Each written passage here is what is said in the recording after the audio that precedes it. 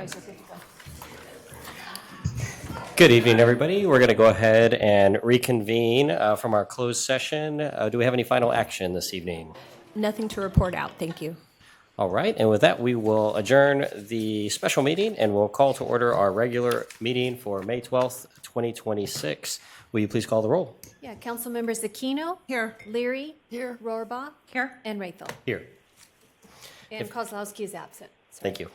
If you'll please stand with me for the Pledge of Allegiance. I pledge allegiance to the flag of the United States of America and to the republic for which it stands, one nation, under God, indivisible, with liberty and justice for all. And do we have any updates to the agenda this evening?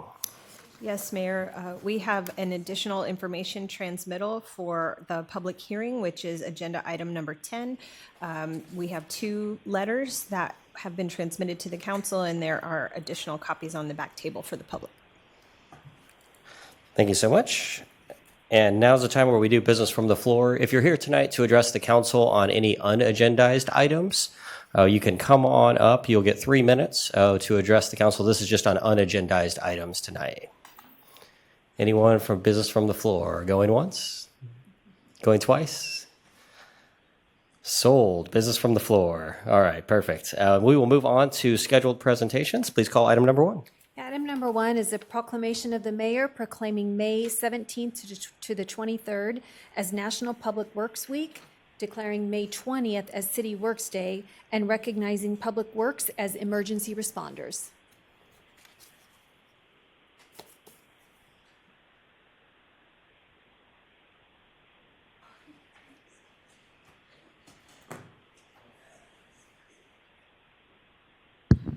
There we go. There we go. All right. Who wants to hold our proclamation here? Lindsay? All right. Perfect. All right. Tonight we have Rebecca Neves, our Public Works Director, Jennifer Teo, our Management Analyst, and Lindsay Margetich, our Administrative Assistant for Public Works, accepting our proclamation. So thank you all for being here. Our proclamation of the Mayor of the City of Folsom proclaiming May 17th to 23rd, 2026 as National Public Works Week. Recognizing Public Works as emergency responders and recognizing May 20th, 2026 as City Works Day. So whereas Public Works professionals focus on facilities, infrastructure, and services that are of vital importance to sustainable and resilient communities and to the public health, high quality of life, and well-being of the people of the state of California and the residents of the city of Folsom. And whereas Public Works professionals play a vital role in disasters and other emergencies and are often considered the silent arm of public safety, working diligently, often without fanfare, to support emergency response partners regardless of the hazard. Public Works maintenance and operations staff are among the most visible and essential elements during the response and recovery phases of disasters.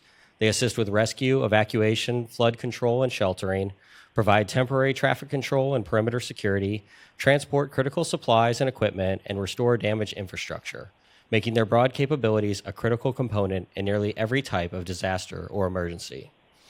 And whereas the year 2026 marks the 66th annual National Public Works Week, sponsored by the American Public Works Association, with the theme Service Powered by Community, reflecting the strong connection between Public Works teams and the residents they serve, as well as the collaborative, interdependent partnership shared with police, fire, and other emergency service partners.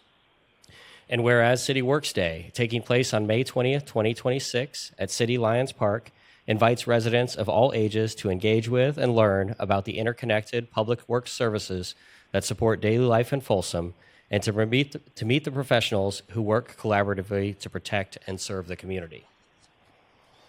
Now, therefore, I, Justin Rathel, Mayor of the City of Folsom, on behalf of the Folsom City Council, do hereby proclaim the week of May 17th to 23rd as National Public Works Week and May 20th as City Works Day in the City of Folsom, encouraging all residents to participate in the educational activities and events honoring the indispensable contributions of public works professionals and their collaboration as emergency responders alongside and in support of police and fire and safeguarding public health, safety, and quality of life. Let's give these folks a round of applause.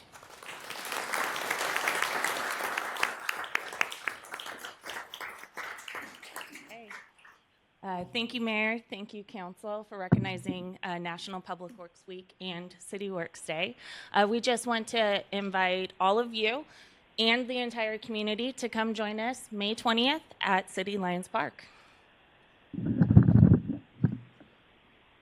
Attendees will be able to look at approximately 35 booths, vehicles, and city equipment displays, and we expect about 2,000 attendees.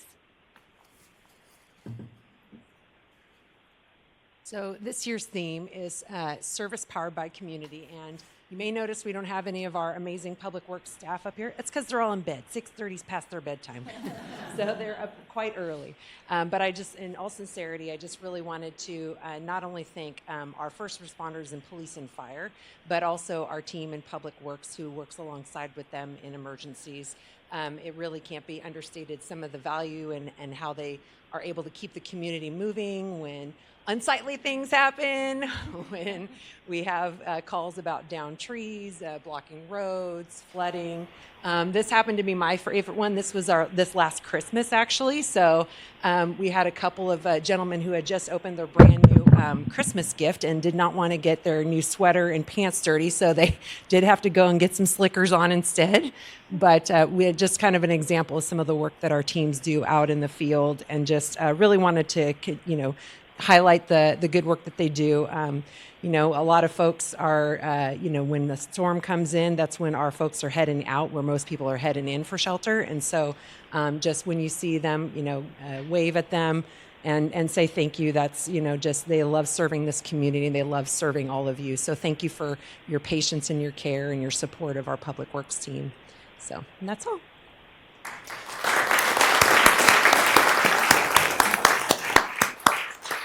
Thank you so much, Public Works. We appreciate you guys. And please pass that along to all the folks that couldn't be here this evening. Next item, please. Okay, your second item this evening is the annual presentation by the Sacramento Yolo Mosquito and Vector Control District regarding the regional mosquito and vector management efforts. And if you're standing in the back, we do have a few open seats up front. You're welcome to grab. If you're on the edge, and if you have seats in the middle, if you can move in and make everyone feel welcome, we really would appreciate it this evening. Hang on, I'll get it. 1 second. I know it's nice to sit on the edge so you could run whenever the meeting's over, but if we can make everybody feel welcome, that's awesome. Thank you all for doing that. Great. Well, thank you, City Council members, for having me, Mayor. My name is Steve Ramos. I am an assistant manager with Sac Yolo Mosquito and Vector Control District, and I'm back out here again to talk to you about why mosquito control matters. So once again, thank you for having me. Our district is a dual county district. We service both Sacramento and Yolo County. There's about 60 districts like us, very similar to us, up and down the state of California, typically located around urban areas, more populated areas. So tonight, just wanted to talk about, what our mission is, kind of remind the folks here in the audience, who are all here to see my presentation, of course, and the City Council. Our mission is to protect public health. And we do that by providing safe, effective, and economical mosquito and vector control. Really, what does that mean? It means we want to have the folks within our community enjoy their community, be able to enjoy their backyard barbecues, enjoy, their late night walks or working in their garden. And mosquitoes can be a big, damper on that. Not only can they bug you, they bite, make people itch. Some people are allergic to them. But of course, there is also the concern for diseases that they can carry and transmit as well. So that is our main mission, is to go out there and control these mosquitoes so they're not impacting your life. This is timely because mosquito season is really just starting now. We just had some late rains. The weather today was beautiful, as well as was yesterday, nice and warm. And you can see some of the pictures in the slide here. These are the things that we're asking the folks to take a look at in their own backyards. Buckets, wheelbarrows. I myself was walking around my backyard this weekend and found a bucket with egg grafts already being produced. So bad me. I dumped it though, and I'll make sure that doesn't happen again until next year. But West Nile virus is still the main concern. It's the main threat that we deal with every year. It's here to stay. It is a bird virus, so the mosquitoes feed on the bird, and then they can transmit that virus to humans. So one of the things that we're really concerned with is lowering those numbers within our urban areas, so that way people aren't getting sick. And then, of course, we have an invasive mosquito that's coming into the area. We'll talk about that in a little bit, but that also causes concern for more exotic diseases like dengue, chikungunya, and Zika. So this is just a quick overview of some of the sources that our district treats. Sac-Yolo, we are really what a lot of people consider a rice district. Every year we have about 40 to 50,000 acres of rice within our district. Rice is easy to treat. It's huge, gigantic fields. An area like Folsom is a little different, right? We're more concerned with those urban sources like those backyard green pools, those buckets, those flower pots or bird baths where you may not think that mosquitoes are breeding, but that's where they do, and that's where we come into play to help educate, kind of point these things out to the community and let them know what they can do to protect themselves. So our district uses an integrated mosquito management approach, which is really a 5-pronged approach. Public information, it'd be our number one tool, really, is getting the word out there, letting people know we exist. We have services that we want to offer to the community. You may see our billboards or hear our radio ads or TV ads. Or our internet messages as well. And really that's us wanting to be a part of the community, letting them know we're here to help. We do lots of events. I believe we've been a longtime vendor at the Folsom Family Fun Expo. We're doing that again this October. Looking forward to that. We do a lot of school presentations as well, trying to educate the youth on the mosquito life cycle, the science behind mosquitoes, and how we control them. Surveillance, we're very proud of our surveillance program. Well, I match it with anybody in the state or the nation for that matter. We go out, set traps throughout the area, making sure we have an idea of how many mosquitoes are being produced in the area. We bring those mosquitoes back, we sort them by sex and species and test them for West Nile virus and other diseases that they may carry. That kind of points us in the direction of how we need to respond. So that's something we're really proud of and we continue to grow. Biological control is our fish that we use. Those are everybody's best friends. You could throw them in a green swimming pool, you can throw them in a pond. They do a great job because they never stop being hungry. They eat a lot of mosquito larvae for us. They can last throughout the mosquito breeding season and sometimes even throughout the overwinter, and they're ready to go the very next season as well. Ecological management is another arm of our district where we actually help public and private landowners with mosquito issues they may have on their land or property, helping them move water or assisting them in coming up with plans on how to not create mosquito sources on their property. And the control operations is really a big portion of what we do. It could be anything from our staff, which is the boots on the ground that go out, find those sources, treat those sources, the folks that are in your communities helping educate the public, all the way to our aerial services as well. We have an aerial larvicide component, we have an adult control component, and we even have drones that go out now and treat sources that we just can't get to physically but still need to be treated for mosquitoes. And here's probably the most important slide of the night, and this is the city of Folsom, the outlined areas. Luckily, Folsom had a very good year last year. We did not find any positive West Nile virus mosquito samples within the city district, or within the city limits, excuse me. And we also had no West Nile virus positive birds. I believe in 24 we did have one bird in the city of Folsom city limits, but no mosquito samples again. So that's good. As though you can see right on the outskirts, we do have a couple of positive mosquito samples, and one dead bird was found last year in 2025. The human cases that are shown here are for the state of California, 113 last year, which is a big decrease from 2023. It kept going down. Luckily, 2023 was a really bad year.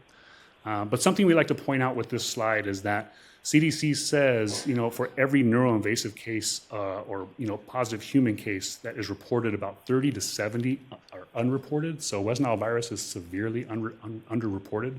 So just something to be aware of if you have a family member or a friend who gets that weird summer flu and maybe they've been out and have been bit by mosquitoes, just something to consider. Something that we are really keeping an eye on, especially here in Folsom as well, is we do have the invasive mosquitoes. And we've been talking about this for a couple of years now. We first discovered them, or detected them rather, in our district in 2019, and they have since spread throughout our district. They are here in Folsom now. I would say that we have a relatively small infestation, but they tend not to stay small for long. The infestations tend to grow very quickly. These mosquitoes are really aggressive day biters, so they will ruin any event that you can plan. And more than just them biting and being annoying, they are a very competent vector of those diseases we mentioned before, like dengue, chikungunya.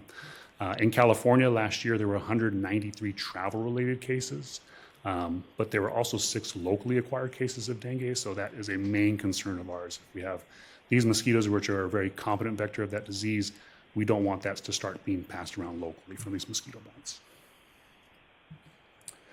So to combat this, we actually started using a innovative technique last year. It's not new, it's been around for quite a long time, but a sterile insect technique is what we've been using. And you might remember being used with like a medfly. And this is where we go out and we actually release sterile male mosquitoes. Male mosquitoes do not bite. They don't have mouth parts, so there is no danger of them transmitting diseases.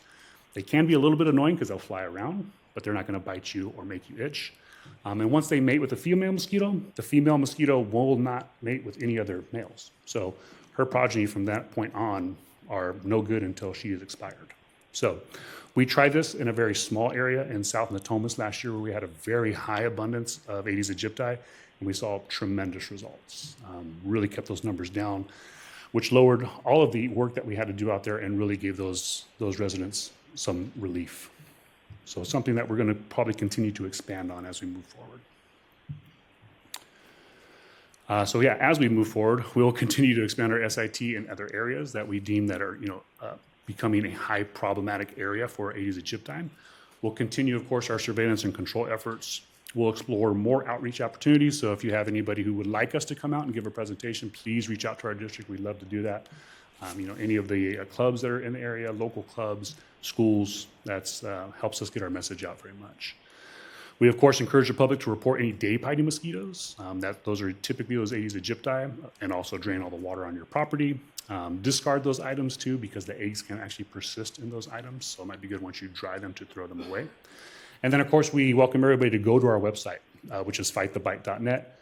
You can sign up for our newsletters. You can actually sign up for our surveillance outputs, which tells you where we're doing treatments. If we're doing aerial applications, you can get notifications of that through your email.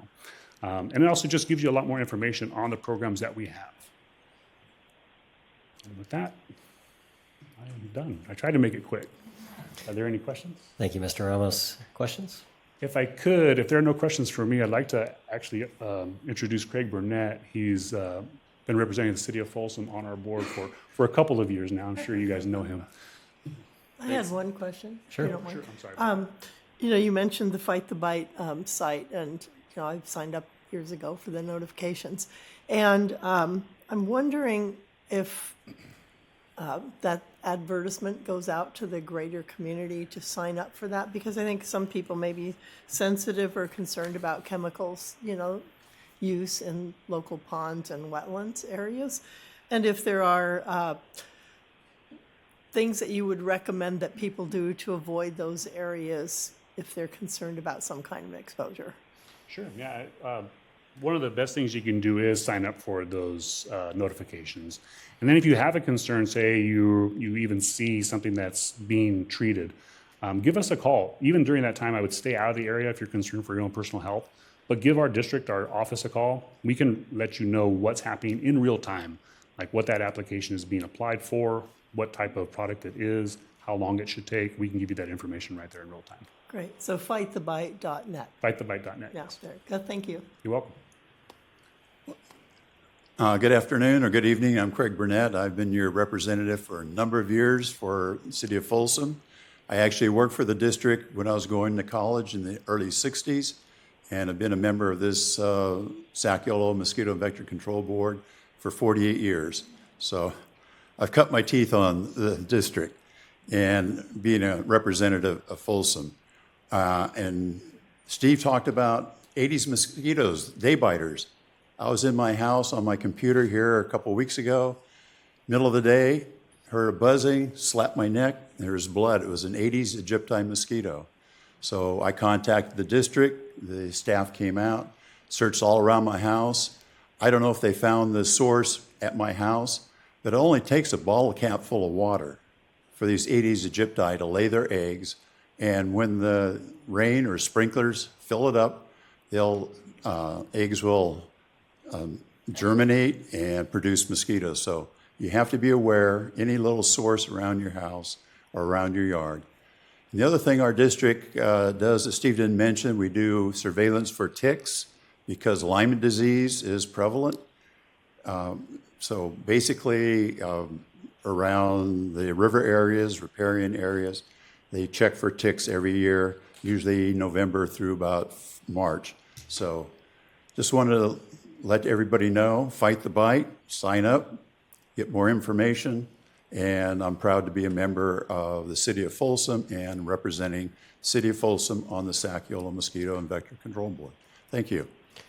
Thank you, Mr. Burnett. We appreciate your service and your representation. All right, that takes us.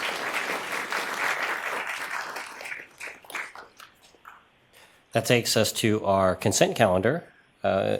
Colleagues, anyone want to pull any items from consent this evening? No, I'll move adoption of the consent calendar. Second? Please call the roll. Council members Aquino. Yes. Leary. Yes. Rohrbaugh. Yes. And Raythel. Yes. That takes us to old business. Please call the next item. Yeah, old business item number 7 is resolution number 11609. This is a resolution declaring the results of the Natoma Station Maintenance Assessment District 25-2 ballot proceedings, approving the final engineer's report, confirming the diagram and assessments, and ordering the levying of assessments for maintenance and servicing of improvements within said district.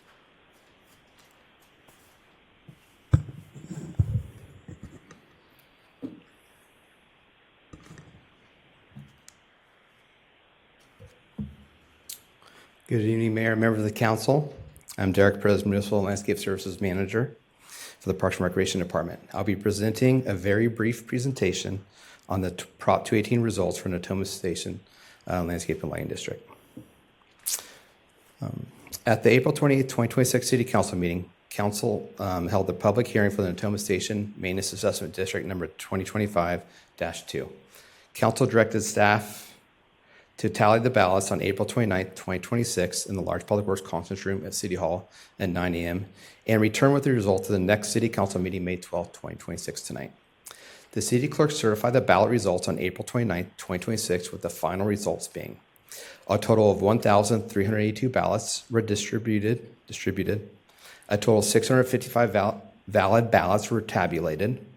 Ballots in favor were 467 with a weighted value of assessment ballots totaling $158,976.51, resulting in 71.84% in favor of the assessment. Ballots in opposition were 188 with a weighted value of assessment ballots totaling $62,301.16, resulting in a 28.16% in opposition of the assessment. Per Prop 218, the assessment results needed to pass are 50% plus 1. The assessment passed, and the original Natoma Station Landscaping and Lighting District will be consolidated with the newly formed Natoma Station Maintenance Assessment District 2025-2, pursuant to Section 22611 of the Streets and Highways Code. All assets, liabilities, revenue, expenses, and installments of the original Natoma Station Landscape and Lighting District will be transferred to and assumed by the Natoma Station Maintenance Assessment District 2025-2 for the continued maintenance and servicing of the improvements. The new levy won't take effect until fiscal year 26-27, which assessment revenues won't be collected until January of 2027. In the meantime, staff will be working with our landscape contractor to formulate a plan on enhancing the aesthetics in the district as funding allows. With that, staff recommends the City Council approve resolution number 11609, a resolution of the City Council of the City of Folsom declaring results of the Natoma Station Maintenance Assessment District number 2025-2 ballot proceeding, approving the final engineer's report, confirming the diagram and assessments, and ordering the levying of assessments for the maintenance and servicing of improvements with the said district. And I'm happy to answer any question you may have. Thank you. It's been a long road, Derek. Yeah. We appreciate you. Appreciate all the work you've done on this. Questions for Mr. Perez this evening? All right. We have no public comments. We'll entertain a motion. I'll move resolution 11609. Oh, That's fine. sorry. It's my you're right. district. It should have been I I'll retract. second it. Oh, you're retracting? Yes, Yeah. you make it. Okay, so I'll move resolution number 11609, resolution of the City Council of the City of Folsom declaring results in the Natoma Station Maintenance District, number 2025-2 ballot proceeding. I'll second that. And for the public, This is in her district, and that's why we want her to make the motion. And she's done a little bit of work on Yes. educating the residents of Natoma Station on what this means for them. So thank you so much. Please call the roll. Councilmembers Aquino? Yes. Leary? Yes. Rohrbaugh? Yes. And Rethel. Yes. That takes us to new business. Please call the next item. Okay, new business, item number 8, resolution number 11608, authorizing the city manager to execute an agreement with Michael Roberts Construction for the replacement of the Folsom Public Library low-slope roof.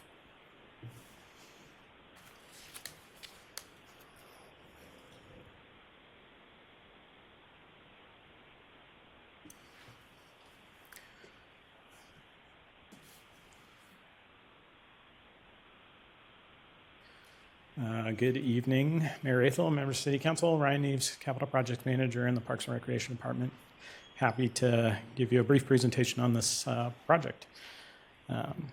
So a bit of background, the library here in Folsom opened in 2007, and the existing roof is a single-ply PVC low-slope roof that's original to the building and nearing the end of its useful life.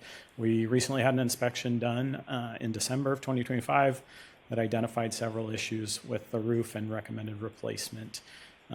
Moving forward with this project, we'll build on some recent facility improvements that have been undertaken at the library over the last couple of years, including some interior improvements, as well as currently underway HVAC replacement, which is anticipated to be completed this month. The scope of the proposed project is removal of the existing roof system, installation of the new roof, and then testing, and then documentation and training to city staff. And the agreement includes a 2-year maintenance plan and a 20-year manufacturer warranty for the new roof. The estimated cost was $1.3 million provided by the inspection company in December. The city put out the construction for bid, received 9 bids. A good variety there. The low bidder is Michael Roberts Construction.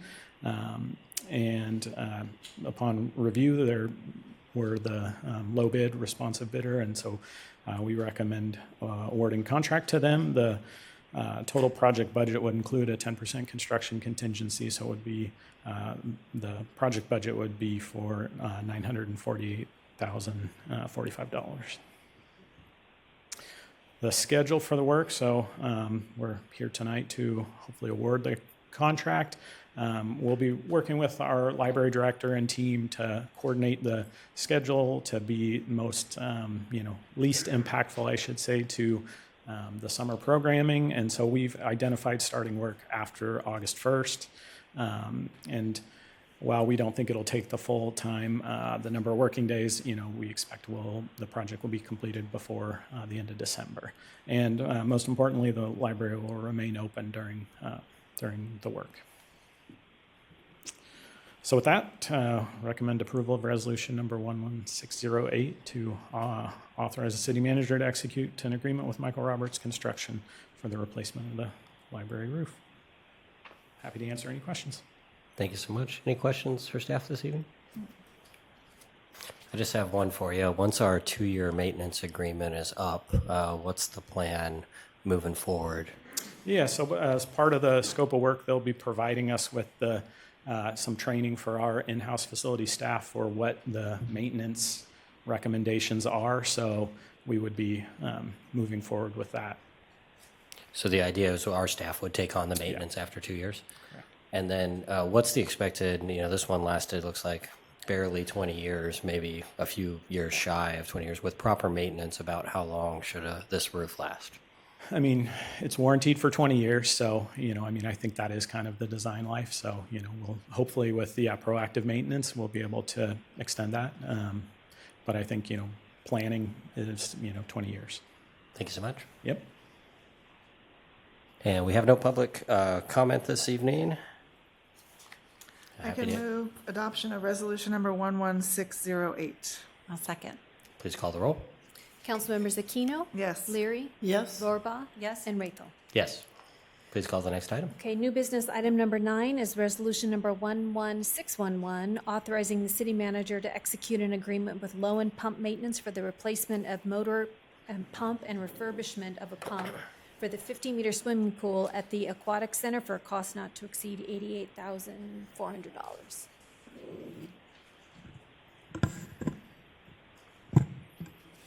Good evening, Mayor, members of council. Tom Hellman with the Parks and Recreation Department.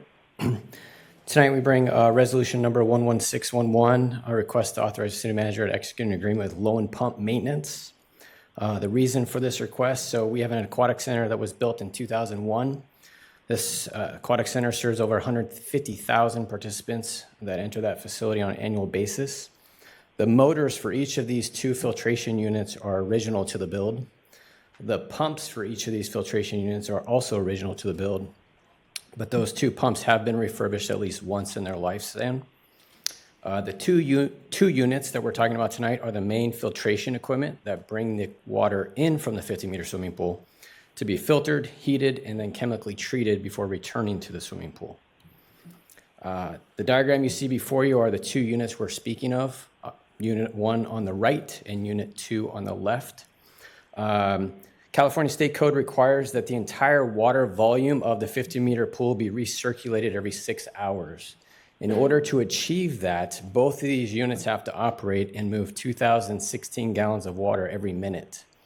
The proposal tonight is to look at dismantling and removing the motor and pump from unit number 1 there and replacing it with a brand new motor and pump.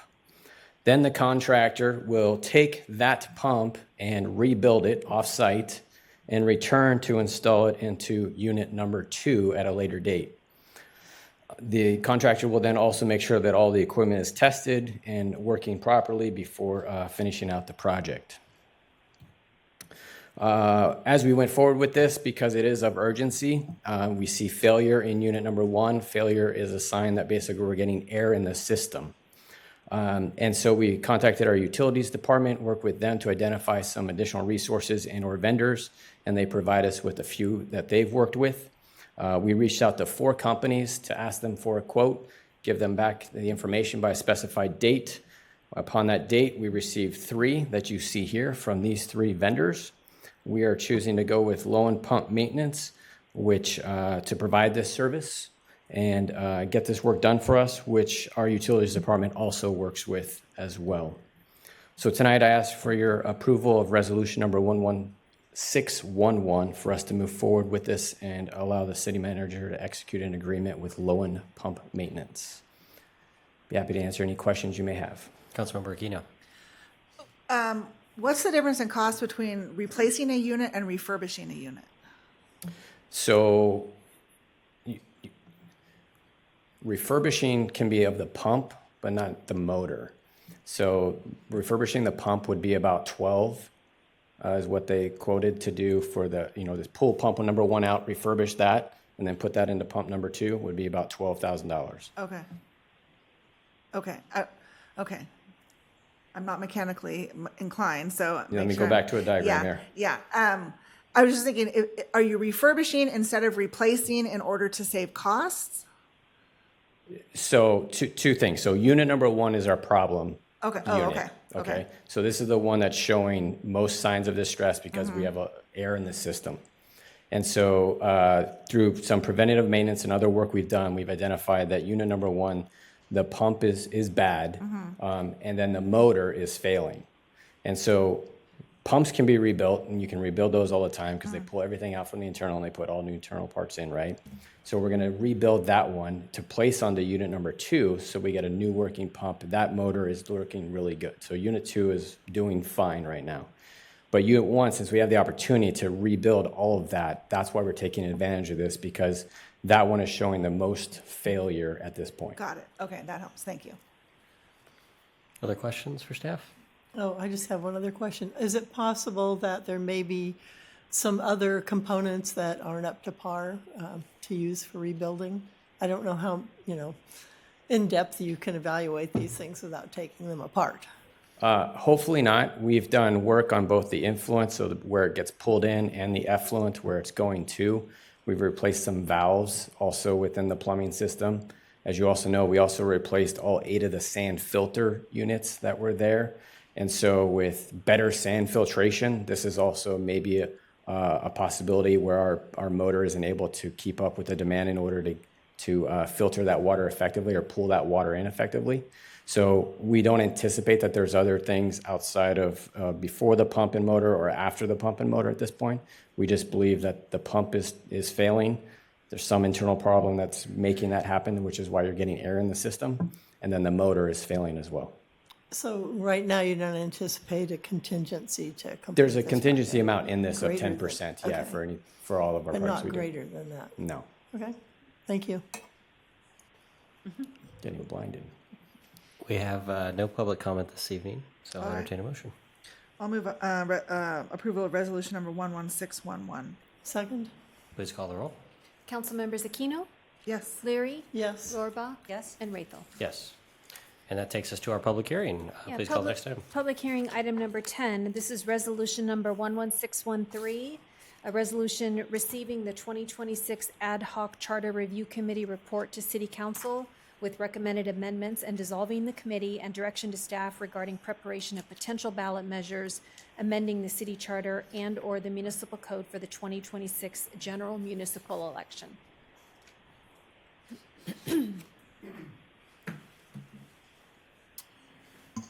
Thank you, Mayor, members of the council. Appreciate the opportunity to talk a little bit about the city charter review. I'm going to do a little introduction about what the charter is, go through some of the history of the charter. We're grateful to have our charter review committee, Bill Romanelli, who's here, who will be able to talk a little bit about the report. So just some background on what is a city charter. A city charter is the foundational governing document of a municipality. Essentially, it's local constitution. It defines the structure of city government, establishes rules for elections and terms of office, grants authority on local matters beyond state defaults, can be amended only by a vote of the people, provides transparency and accountability to the residents. I do want to highlight that it can only be amended by a vote of the people. I couldn't help but notice that there were comments in the community suggesting that the council was trying to take away the voters' rights. That can't be done. The charter can only be changed by you, the voters. The charter is in somewhat unique in that in California there's, I believe, 400, I think now about 480 cities. About 357 cities are what they call general law cities. About 121 are charter cities, which Folsom is one of those. Here's just a list of some of the differences. Just to highlight, a charter city is governed by its own charter for matters of local concern, has greater local control and flexibility. It can set its own election rules except for issues of statewide concern. It may set its own contracting rules, home rule on municipal affairs. I highlight this.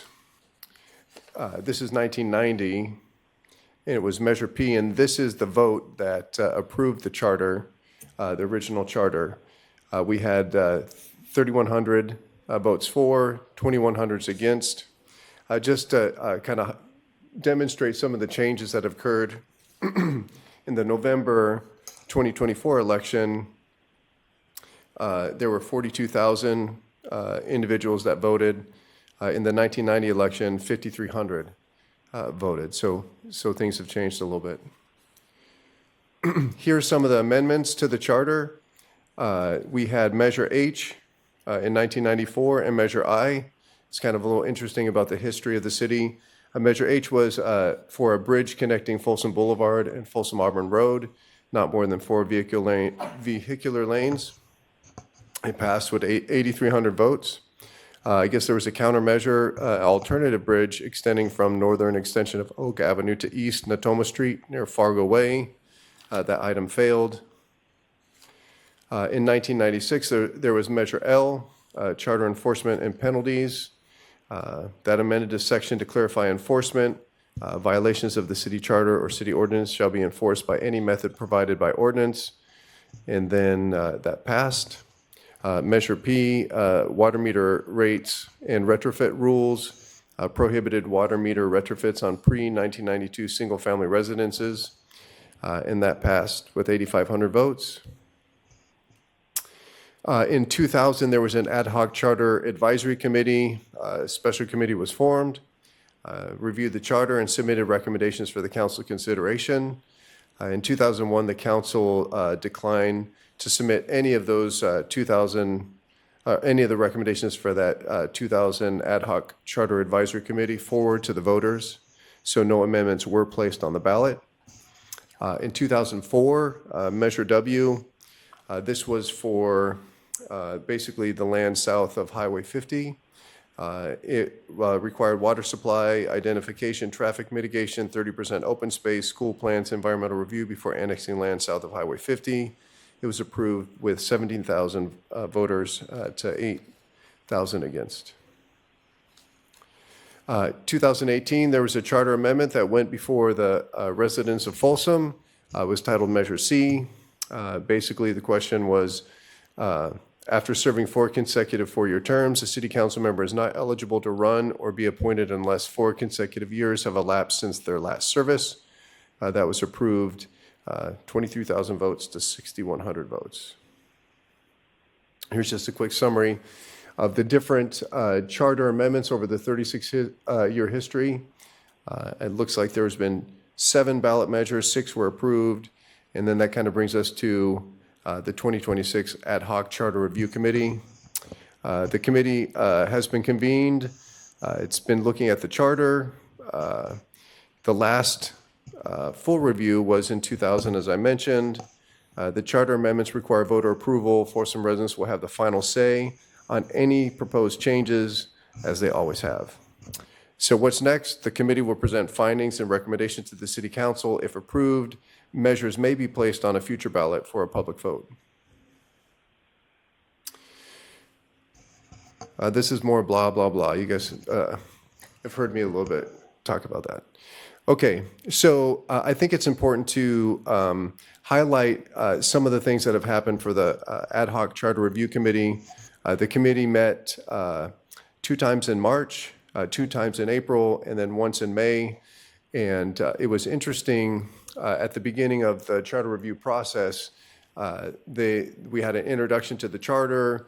We provided materials to the Charter Review Committee and talked about some of the things that the committee members would like to bring back for future discussion. And ultimately, a full review was done of the charter, and all the different members of the committee presented ideas. And no idea was just thrown out. And so here's just a list of all the items that we started out with. So they identified 21 areas for potential update. There was section 2.01, amend language to recognize election by districts. Section 2.01A, amend language to clarify that you must be a resident registered voter within the district with which they represent. Section 2.01D, amend language to align with staggering of terms based on district, not on year elected. Section 2.01, city council term limits, propose a review of term limits, specifically suggesting a reduction to a 2-term limit. And so these are just ideas that were presented by the committee members. 5, proposed extending certain terms beyond, for ad hoc committees, proposed extending certain terms beyond 1 year. Section 2.03, consider implementing at-large mayor election. Section 2.07B, personnel powers, proposed reviewing general counsel authority to allow for council approval of department head contracts. Section 2.07D, franchise authority, initiated a discussion on whether the power to franchise should remain with the public vote or be moved to council authority. Section 2.08B, 3, council vacancies and forfeiture of office, identified the phrase crime involving moral turpitude, noting that more objective, less subjective language might be beneficial. Section 2.11C, audit, consider adding a council member to the audit review process, noting a need for more clarity on the specific goals for this review. Section 3.02, dismissal of a city manager, recommended the removal of the 90-day dismissal limitation to provide the council with greater personnel flexibility. Section 4.03, city attorney proposed reviewing the appointment process, suggesting a shift toward council-led hiring. Section 4.07, boards and commissions remove restriction of only be advisory to the council.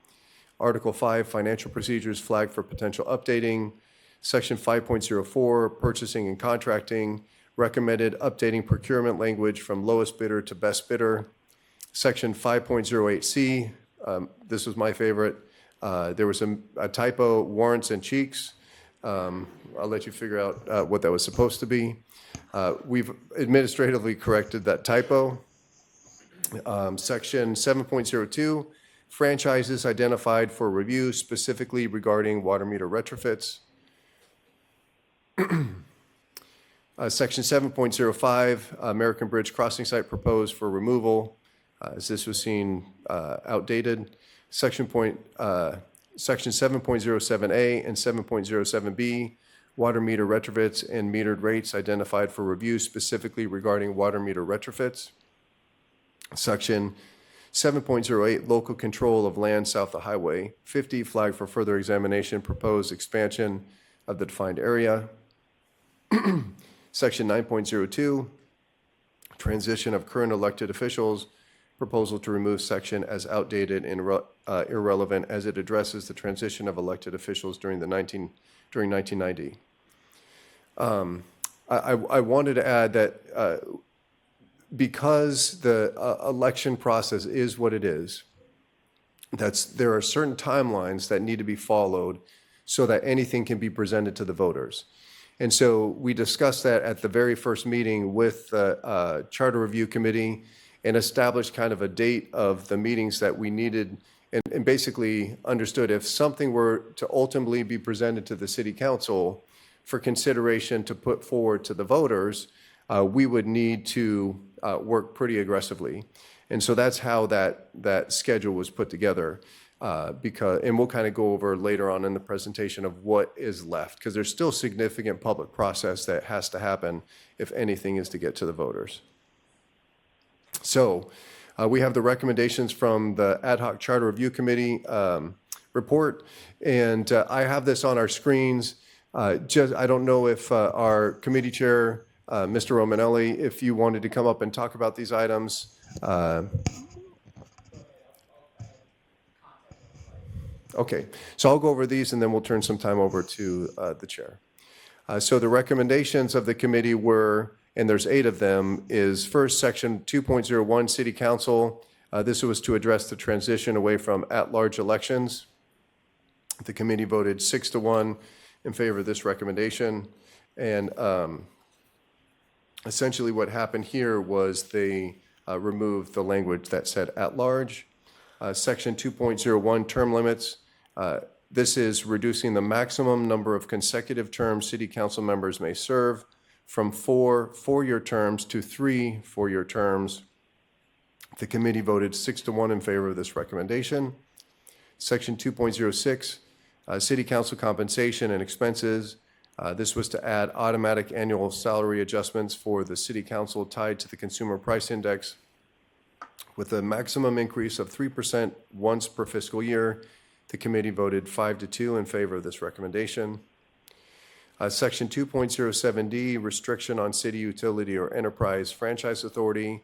This eliminates voter approval requirement before city-owned utility or enterprise may be sold, leased for more than 2 years, contracted to, or put to franchise to any non-governmental party. This will allow the city council to franchise or contract for city services without voter approval. The committee voted 4-3 in favor of this recommendation. 5, section 4.03, city attorney, to change how the city attorney is appointed from the current system in which the city manager appoints the city attorney to a system in which the city council appoints the city attorney, and related procedural structural changes. The committee voted 7-0 in favor of this recommendation. Section 4.07, boards and commissions. this was to strike language that all city boards and commissions are only advisory to the council, allowing the council to set the powers and duties of commissions and committees by ordinance. The committee voted 7-0 in favor of this recommendation. Section 9.02, transition of elected officials from 1990. This was to delete entirely as obsolete. The committee voted 7-0 in favor of this recommendation. The committee also recommends that the council submit to the voters a proposition to amend Folsom Municipal Code 2.48.030 campaign contribution limitation to increase the campaign contribution limit in support or opposition to any candidate from $150 to $750. The committee voted 7-0 in favor of this recommendation. And that concludes that item. Mr. Romanelli, if you wanted to come forward.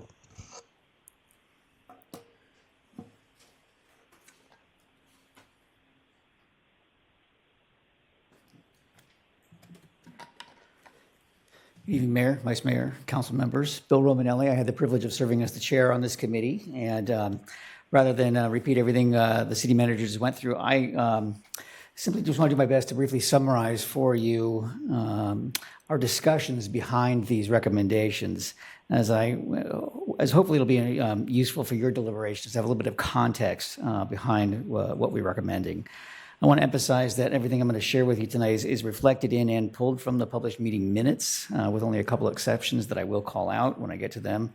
And then after that, if there's questions, I'll do my best to simply answer them. So going through the recommended changes for section 2.01 concerning the city council and language that said that the city council will be elected at large. Given that this is no longer the case, the committee felt that some corrective action here was needed. It was not a simple discussion. Some committee members felt that we should just delete the two words "at large" from the section, thereby leaving flexibility to move away from district-based elections if pending litigation puts that back on the table. Others argued that the language should be very specific to reflect that we are holding district-based elections. The concern with that was if we ran a ballot measure asking voters to agree on changing the charter to say that council members would be elected by district, if for any reason the public rejected that on the ballot, then we'd be creating more problems than we're solving. So in the end, simply deleting the language "at large" made the most sense. For section 2.01E related to term limits, as you all know, the current limit is 4 terms. There was discussion among the committee to keep it at 4, to lower it to 2, or to set it at 3 terms. Most of the discussion centered on striking a balance between institutional wisdom and seniority within regional organizations and the need to make room for fresh ideas and a desire to present entrenched political power. We considered what other jurisdictions have done or are doing, particularly Roseville, and ultimately landed on a recommendation for a term limit of 3 terms. My view on that, it came about as a compromise, but that was the number that we decided to put forward as a committee. Section 2.06 concerning city council compensation and expenses. In an effort to prevent another situation where several years, if not decades, go by without any adjustment to council members' pay, and similarly to avoid any adjustment or any future council members having to propose and vote on their own raises on a regular basis, the committee proposed embedding a simple increase connected to the consumer price index with a 3% cap. It was very interesting for me to note that among the members of the public who were present for this discussion item at our April 30th meeting, my observation, and again, this is just my observation, was that they agree and believe council members should be fairly and adequately compensated for the job they do. I was a little surprised at the number of people who said something to that effect. Next, section 2.07D, franchise authority. This was really 2 big discussions in one, and this was obviously the subject of biggest and the most public interest. The first issue of discussion on this here was really whether or not to give the city council authority to make these decisions without them being subject to a majority vote at an election. The majority of the public commenters felt that voters should not be cut out. Among the committee members, the very slim majority felt that the council should have more flexibility in this area. And there were examples of other decisions that the council has made without voter approval. And one member of the public at our April 1st meeting even said, "This is why we elect the council members to represent us." Ultimately, one of the strongest arguments that swayed me came from a member of the public who pointed out that private firms are unlikely to even submit bids to provide services if the final agreement remains contingent on the uncertainty of a public vote, which in the best case scenario would be several months away. The other big issue within this, and one discussed at great length, was waste collection in the city and the possibility of that being contracted out. There were really important considerations on both sides of this, and I'll try to do them justice with this limited time. On the one hand, there are very real and legitimate concerns related to state mandates for electric vehicles and what that means in terms of cost to the city. In other words, in terms of cost to us as the taxpayers of the city. As you know, these vehicles can be as much as twice as much as the cost of a regular gas-powered truck. And then there's costs and questions related to the infrastructure for charging stations, where that's going to be. And we're talking about millions and millions of dollars all said and done that would have to be borne by the taxpayers in this situation. On the other hand, of course, there was a lot of concern over the jobs of our city's truck drivers. They showed up in large numbers at our later meetings, and I'm sure there's many of them here tonight as well. They have a lot of important things to say about privatization, and I hope you will hear them on that. I ultimately supported bringing this idea forward to the council because I believe this conversation should be held in a larger public forum. I think the drivers need reassurance that even if this council agrees to put this change on the ballot, the public will still need to approve it.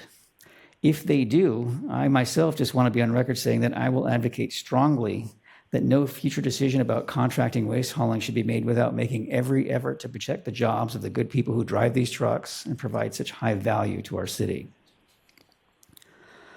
Section 4.03 concerning the city attorney. The crux of this issue was that the city attorney's client is the city council, not the city manager, and that the charter should be explicit in saying so. It was also pointed out that Folsom is currently a significant outlier, one of only 2 cities in the state that have their attorney appointed by the city manager rather than the council. That being the case, and based on what clearly seemed like best practice, the committee reviewed language proposed by the city attorney and approved it unanimously for your consideration. Section 4.07 concerning boards and commissions. This one was much less controversial and was one of the few things we identified as a simple cleanup fix. Most of you are already aware of why this is important, so I won't belabor it other than to say that everyone on the committee agreed that the current language hinders the council's ability to delegate specific decision-making powers, and that recent litigation highlighted the need for this clarification. 2 things that were important to the committee in making this change. First, amending this language does not mandate a change to the existing commission structure, but rather provides the council with the legal authority to grant such power if they choose to do so. Second, any decisions made by commissions would still remain subject to a formal appeal process. Section 902 was the one dealing with elected officials from 1990. Not much more I need to say on that. It was obsolete. And then finally, we felt the subject of campaign contribution limits should be included in this discussion and that the limit should be increased. The principal argument in support of this is that it helps level the playing field. In short, any individual or organization can donate substantial sums of money to a political action committee that may be working for or against a certain candidate for city council. But the maximum contribution anyone can give directly to a candidate is $150. As an example, a single PAC donor can write a check for $15,000 against a candidate. But that candidate must find 100 people to give the $150 max just to match that one PAC contribution. There was strong argument that this system is out of balance and that increasing the contribution limit from $150 to $750 would help restore some of that balance. With all that said, the only other topic I have to present is that one big item that got a lot of discussion was the idea of electing an at-large mayor citywide.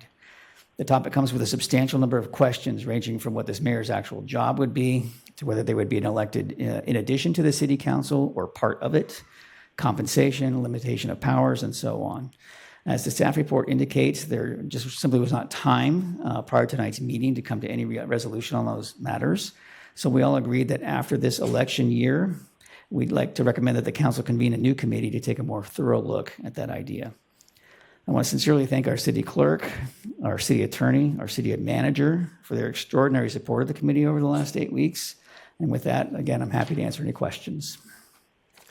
Thank you, Mr. Romanelli. I appreciate your service and all the committee members. Questions for either Mr. Romanelli or our city manager? How about the city attorney? Or the city attorney? Well, questions for anyone. We'll entertain questions for anyone. So the committee was tasked with reviewing the charter. There is nothing in the charter about campaign contribution limits. And so with the recommendation regarding Folsom Municipal Code 2.48.030 to increase the contribution limit from 150 to 750, did the committee exceed its authority? Well, the committee, one of the members of the committee asked if that was an item that could be added to the charter. And the answer to that question was yes, but the existing campaign contribution limits were added to the Folsom Municipal Code as an initiative passed by the voters in 1994. So the process to take that from the municipal code and put it into the charter was more complicated than simply doing a proposal to have the voters amend it in the existing ordinance. Okay. So arguably they did, but the request was made to include it within the charter.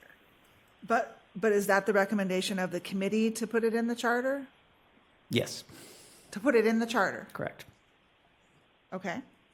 I didn't read that in the staff report, and maybe I need some clarity here because I don't remember that was the recommendation to put it in the charter. That was the original proposal, was to put it in the charter, but the committee said we can either take this up, we went on the advice of the city attorney. Okay. With respect to section 4.03 with the city attorney, obviously right now we are in a recruitment process for a permanent city attorney. And right now we have a system whereby the city attorney is hired by the city manager. Certainly, I guess we could notify the applicants or the finalists that this could potentially be on the ballot and it could potentially pass. But let's say we voted to put this change on the ballot and it did pass. What happens with the contract agreement with the city attorney? So it depends. I believe the council either way would approve the contract with the city attorney, whether it's under the current system or under a different system that would pass by the voters. So I believe it would depend on what the council's view is of the contract, but the simplest path would be to amend the contract with whoever is selected as the permanent city attorney to match the city manager's contract in terms of who appoints that position and who that position reports to. Okay. I think that's all my questions for now. Thank you. Councilmember Leary? Oh, yeah, I actually had another question about the city attorney. And in the materials that I read, it describes that the client of the city attorney is actually the council. However, it also notes that the city attorney, its clients include the city manager and other administrative department heads. And it's a little bit unclear because we have had the city manager be the supervising person for the city attorney, but the city attorney, even in the current position, is available to cover issues with both the council and staff. So can you kind of clarify why there needs to be a change at this point, since I'm not understanding that there's a significant difference in their job capacities? Right. So the client, for clarity, the client of the city attorney is the city as an entity. And just as with any legal entity, any corporation, that entity acts through its board. And in this case, the board is the council, the elected officials. So the elected officials are the embodiment of the city and the decision makers. So there's a variety of ethical rules that apply to attorneys, including the rule related to responsiveness to the client. And the city council isn't necessarily going to be involved in every single day-to-day decision. Those decisions, by and large, flow from the city manager and in certain cases to the department heads. So under circumstances like that, the city attorney's client is the city as embodied by the decisions of either the city manager or the department head. So in terms of whether the change is needed, that is up to the council and ultimately the voters. But the bottom line is the city attorney's client is the city as embodied through elected officials and manager and department heads. Thank you. Vice Mayor, any questions? All right. Oh, thank you, Mr. Romanelli. Appreciate you. Mr. Mayor, if I could, before the public hearings open, I wanted to provide some clarity as far as what the action is for tonight and then the next steps in the other public meeting process, if that's okay. Yeah, that'd be great. So the recommendation tonight is to hold a public hearing and receive public comment and then close the public hearing. The main action we're hoping tonight is to adopt resolution number 11613, a resolution receiving the 2026 Ad Hoc Charter Review Committee report to the City Council with recommended amendments and dissolving the committee. Then looking ahead is on May 26th, hold an additional charter discussions at the City Council meeting and provide direction to staff regarding preparation of potential ballot measures, amending the city charter and/or the Folsom Municipal Code for the 2026 general municipal election. And then on June 9th, if needed, hold additional charter discussions at City Council meeting to provide additional direction to staff. And then on June 23rd, hold a final public hearing to conduct the introduction and first reading of ordinances containing language for the charter amendments to be submitted to the voters. And then finally, on July 14th, 2026, council may adopt a resolution authorizing the submission of one or more ballot measures to the voters.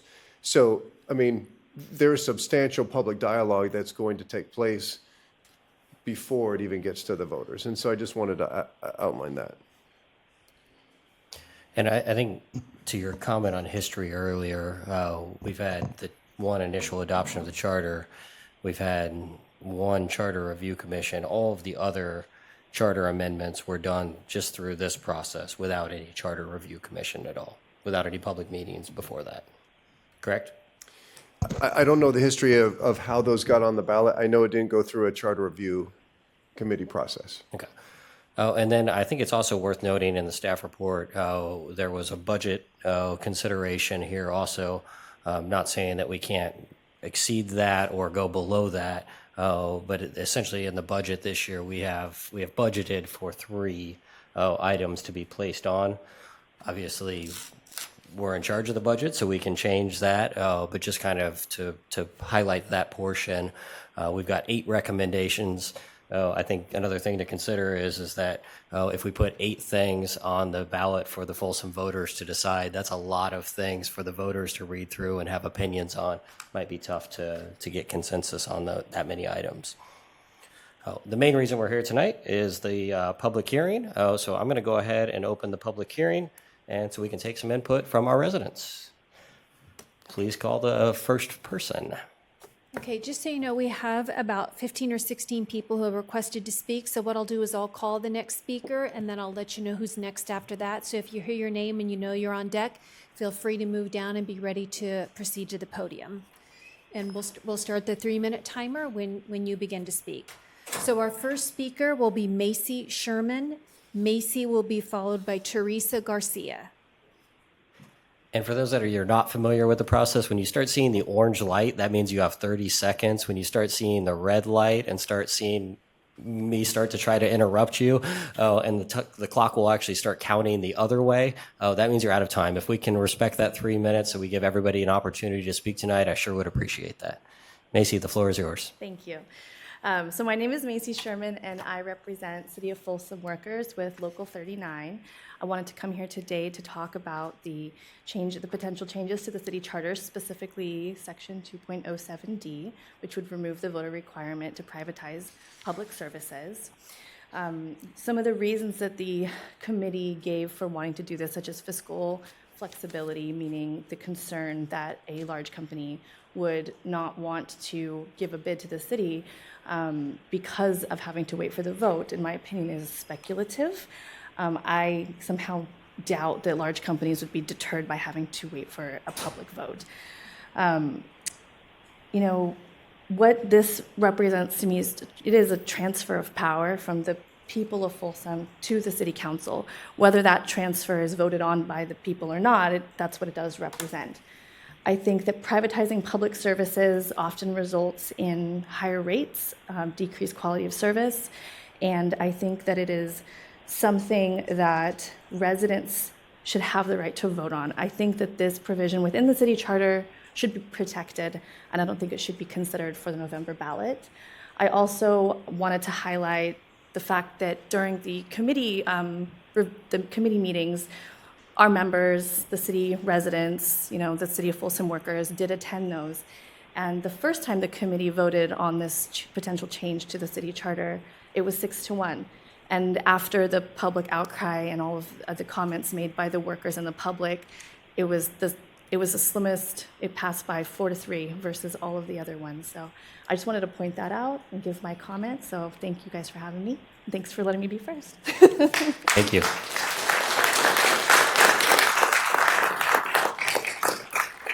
Okay, next is Teresa Garcia, who will then be followed by Brad Shelton. I am also speaking on the same issue, and that is the ad hoc committee's recommendation to eliminate voter approval requirements before a city-owned utility or enterprise may be sold, leased, etc. My predecessor spoke more eloquently than I did, and I agreed with what she said. Basically, I don't think we need to put this whole thing out to voters to eliminate their need or your requirement or our requirement to vote on specific things. If we want to try privatizing the waste management, then put that to the voters. If you want to privatize the park, put that to the voters. But if you put this out to the voters, I'm not sure that they're going to understand all the power that they're giving up relative to the decisions that could be made by City Council. Thank you. Thank you.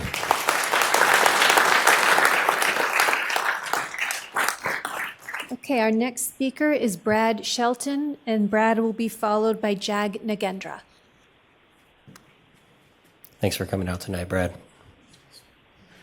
Good evening, Mayor, Vice Mayor, council members. I'm also here to speak on Section 2.07D proposed changes.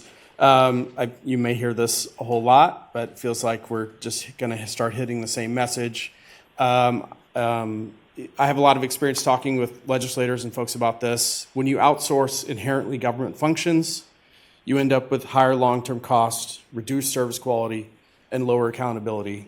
You can look it up on Grok, Copilot, whatever you want. It will give you the same results. Please do not, if you're going to do this, the people of the city need to vote on it. And yes, you're not taking the power away from the voters. This is why you're all elected. You are here to make decisions. Some decisions are big, and you should involve the electorate in that. That's it. Thank you. Thank you.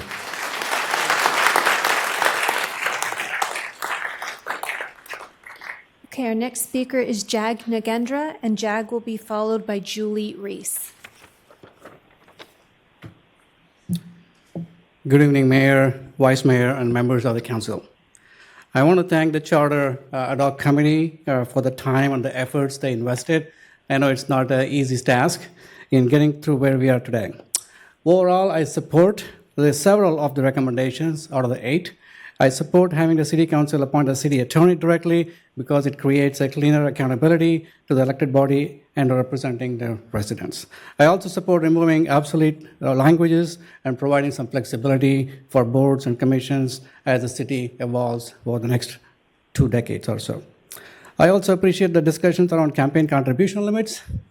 The current $150 limit creates a lot of challenges for the new candidates trying to run a viable campaign, especially those without established political networks, and I can take a lot of questions on that if anybody has. However, I do have concerns with 3 things I want to talk about. Well, first is on the term limits. So I appreciate the proposal to reduce the limit from 4 to 3, but I believe the council should go further and adopt a 2-term limit. 8 years is enough time for any council member to contribute meaningfully while still creating opportunities for new leadership, fresh perspectives, and broader civic participation. Second, I oppose the recommendation to create automatic annual salary increase for city council tied to the CPI. Folsom is facing financial challenge, and we have relied on reduction in positions, including public safety and IT positions, to address these budget shortfalls. This is not the right time to establish automatic compensation increase for elected officials. I am not opposed to the compensation increase in principle, but they should only be considered after the city's financial situation improves and long-term fiscal sustainability is restored. And finally, I strongly oppose the section 2.07D, which would remove the voter approval requirement for city-owned utilities or enterprise that can be sold. To many residents, this feels like taking power away from the people, and let's not forget, the council does get the power from the people. These decisions can have a long-term impact on public services, accountability, and transparency. The ability for residents to vote on major decisions involving public assets is an important democratic safeguard that we have. At a time when rebuilding trust should be the top priority for the city, reducing public oversight moves in the wrong direction. Folsom deserves governance that remains transparent, accountable, and grounded in the voices of its residents. Thank you for your time.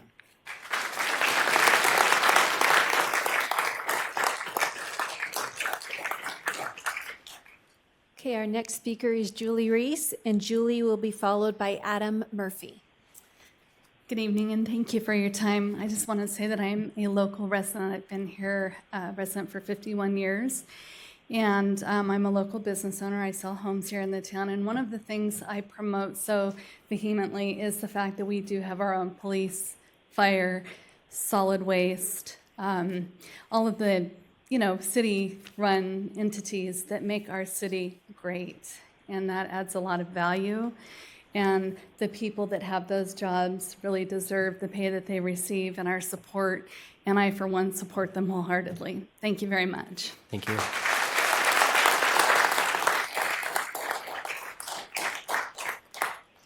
Okay, next will be Adam Murphy, and Adam will be followed by Shelley Hudson. Good evening, members of the council. I've never done this before. I don't really know what I'm doing, but I thought it was really interesting, given why most of us are here tonight, to speak on this very specific, resolution that would, I think, a lot of us feel give up some of our agency and give up some of our political power, and also because it's so central, such a central part of this discussion is public works. And we began this whole thing with celebrating public works. And I thought it just struck me as something very fascinating, just this idea that we're celebrating these people, and now we're talking about potentially giving up that to people who maybe don't live in this community, maybe don't care about it as much. And that's really all I had to say. Thank you. Thank you.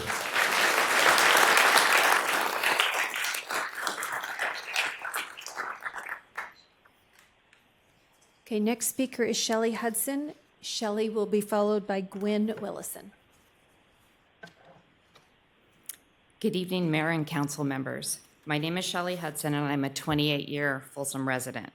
I oppose the proposal recommended in Section 2.07D to remove the requirement for voter approval before the sale, lease, or long-term contracting of city-owned utilities and enterprises. These are not routine administrative decisions. This proposal shifts control of long-term public assets and essential community services from the voters to the City Council alone. Once services are privatized or locked into multi-year contracts, they become difficult and expensive to reverse. That represents a major reduction in public oversight of public property and essential infrastructure. For a city of about 95,000 residents, privatization also carries added risk due to limited bargaining power. A small customer base can mean fewer bidders, weaker negotiating leverage over time, and reduced competition among contractors. Solid waste services are a clear example. In many cities, privatization has resulted in the loss of stable public jobs, replacement with lower wage private positions, rate increases through contract escalations, and reduced transparency in pricing and service changes. Once services like solid waste are privatized, the city also loses institutional knowledge and operational capacity, making it far more difficult and costly to bring services back in-house if problems arise.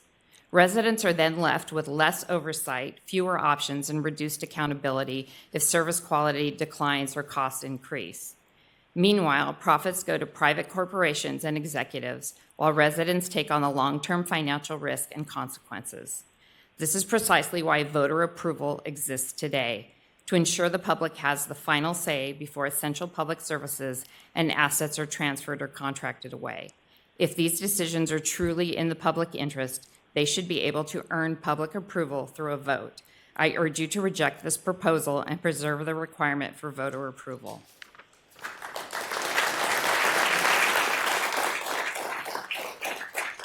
So I'm going to try to address section 2.06 real quickly. Sure. I oppose the automatic annual raises for the city council members, which you will cover this evening during this hearing.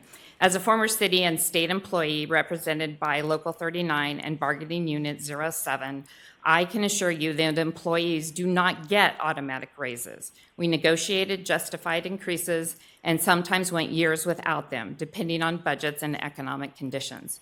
So it is hard to justify why elected officials should receive guaranteed annual increases while the employees doing the day-to-day work of the city do not. A 3% cap does not make this better. Automatic is automatic. If residents, city employees, and taxpayers are expected to live with economic uncertainty, the council members should too. Setting up a system where your pay rises automatically year after year, especially after a recent major increase, sends the wrong message to city employees and the taxpayers paying for it. That is exactly the kind of policy that erodes public trust. If you believe you deserve a raise, then vote on it publicly. Explain why, let the public see it. This is accountability. Sure, And I we urge could you wrap also it up. to, thank you.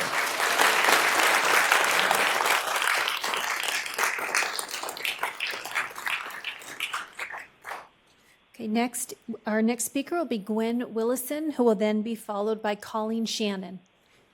Good evening, thank you. Everybody has pretty much said what I'd like to say here tonight. And the only thing that I want to add that I haven't heard yet about franchising is it's a very slippery slope. Please don't go there. Thank you.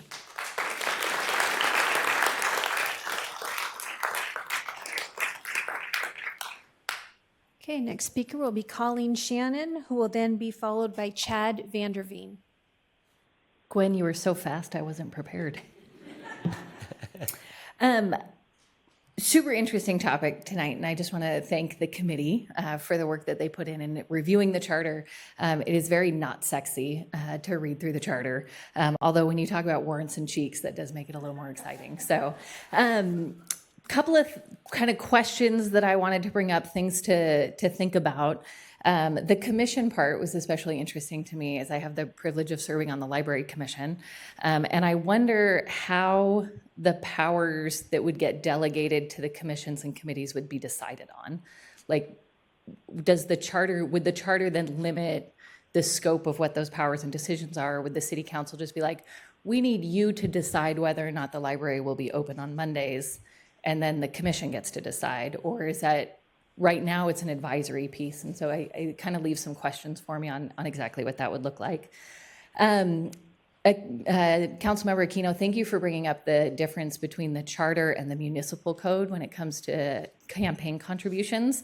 I think that's a really important distinction to make, and I wonder if adding that onto the charter would really confuse the issue and make it really difficult. So I think that at this time, it would probably be best if we address that directly through the municipal code instead of confusing the issue with the charter. The at-large mayor, I feel like this is kind of bringing up something that we've talked about not too long ago when term limits came up. Was that in 2018? 2018 that was just discussed and talked about, which feels like it was yesterday. And I'm wondering if it would be possible to just go back and look at the notes from the last debate and discussion that we had on it, instead of the city spending the money to go through and kind of rehash the whole entire thing. I strongly support the city attorney being appointed by the council. I think that's a really great checks and balance that should be put into place. The term limits, I got to admit that I really like the idea of 4 term limits. I heard a lot of comments tonight talking about giving up agency and choice when it comes to privatization. And I feel like limiting the number of terms that somebody can serve on the city council is actually taking away the voters' agency and choice in that. If you have a representative that you really like and you really care for, you should have the opportunity to continue voting that person onto the council. I don't think that the charter should say that person cannot serve any longer, even if they're doing a really great job. And likewise with the privatization point on it, somebody mentioned earlier, it's a really big decision that carries a lot of weight behind it. And I can't help but feel like perhaps that big decision that carries a lot of weight should be made by the people who are most invested in educating themselves and getting informed on the issues that exist. So the voting public traditionally votes with their emotions. They vote based off the best marketing that they receive. And I think that the council could provide a very interesting kind of buffer to that piece of it. If you could wrap it up. That's all I've got. Thank Thank you you very much.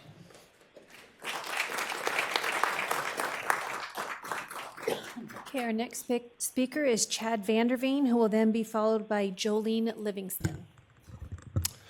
Good evening, Mayor and council members. My name is Chad Vanderveen. I wanted to speak about several of the proposed charter changes, specifically campaign contribution limits, creating automatic council pay increases, and removing voter approval requirements before outsourcing city services.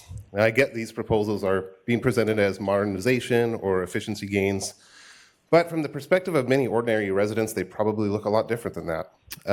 First, while Folsom voters did in 1994 intentionally adopt very strict campaign contribution limit rules, I do agree that the limit on the campaign contribution should be increased, but I do oppose a 5-fold increase from $150 to $750. Most working families can't afford to donate hundreds of dollars to a local political campaign, but wealthy donors and special interest groups can afford it. At a time when political action committees are poisoning even our local elections, individuals do need more power. But a 400% increase just reinforces the fact that access and influence belongs to those with the most money. That said, I suggest the council consider a more modest increase. Second, I oppose automatic council pay increases. This council recently adopted a very substantial increase in its own compensation.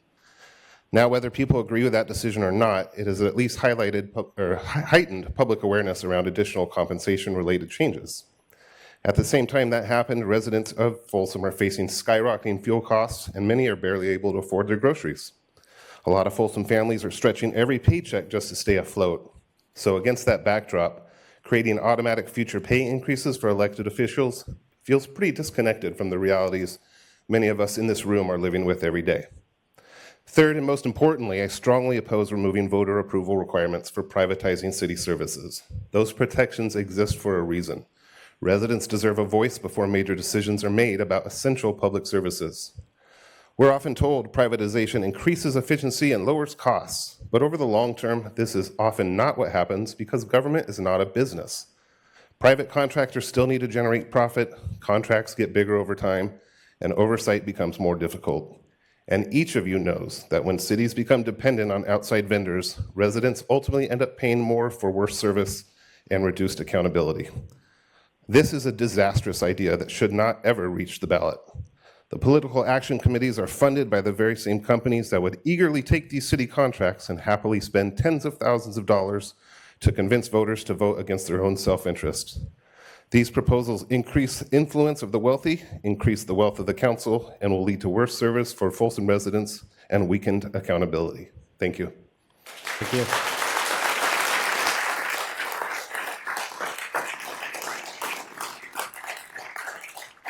Okay, our next speaker is Jolene Livingston, who will then be followed by Julian Serafian. Good evening, City Council. I'm just going to go through some of my messy notes here, saying a lot of same things that have already been said.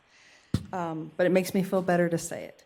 So I will. Arlene, you can pull that microphone down oh, too if it's. Sorry, thank you. I'll start with the city council salaries. I was against the threefold jump at this time when the city is struggling financially a bit. But now that's done. It goes into effect after this next election. I'm opposed to the 3% automatic increase year over year. If you think about it, after 5 years, we're paying you $3,500 more. After 10, $7,700 more, which in 10 years' time is more than someone was earning in 1 year. All of these years, $7,500. So I would prefer to see language that says will be reviewed on a periodic basis, that it gets public discussion and review. We just saw that it's possible to do. Franchise authority, very much against the change. I do think that right now the discussion is centering around waste, very unexciting, but one day it could be centered around the pool. It could be centered on the zoo. Services that Folsom holds near and dear to our hearts, and privatization to bring someone in that might lull you with profitability. Profitability for the city also would have to entail profitability for the third party, and I would hate to see at some point, without our knowledge and votes, fees for these services being risen up to bar just the average person of Folsom being able to enjoy those things. So because of those reasons and more, I'd like to leave those kinds of changes to a vote. I did read Carrie Howell's former council members in the Folsom Times. I agreed with a lot of what she stated in her opinion piece. And one thing that caught my eye is I'm aware in our waste monthly bill, there's been for a while a $9 fee for SB 1383, and she's indicated in her opinion piece that it's for a state service we're not using.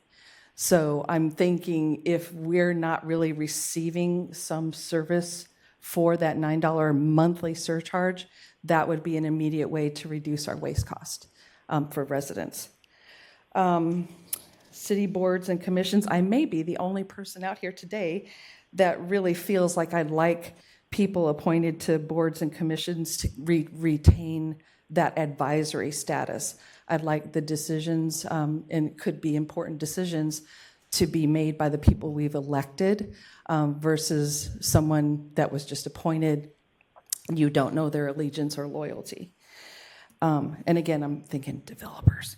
Last one, the campaign contributions. I really do, the gentleman that spoke here earlier, I do appreciate 150. I think it's a great leveler in the right direction. There's certain districts where there's homes. If you could wrap up, okay, make your closing comments. Clusters of homes that could afford 750, much more than other districts in the city. So I think 150 or a modest increase is a leveler. And to me, I think the problem would be the PAC money, not the individual donations. Thank you. Thank you.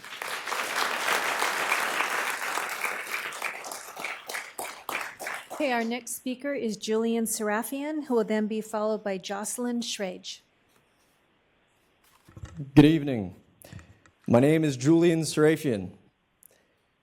I speak today in opposition to the proposed Charter Amendment 2.07 that would disempower Folsom residents from voting on matters related to privatization of city services. Fellow residents have already, and many will, continue to speak about the harms that privatization creates. And these concerns are real. But I'd like to use my time to speak about a deeper concern about this proposal, and that it represents a transfer of power from Folsom's voters to the Folsom City Council. This amendment, as we know, is considering removing our power, Folsom citizens' power, from deciding whether or not we want the city to privatize services. This means one less check on the Folsom City Council's power to act without the will of voters in mind. But voters in Folsom deserve to have a say in matters as important as privatizing our town's services.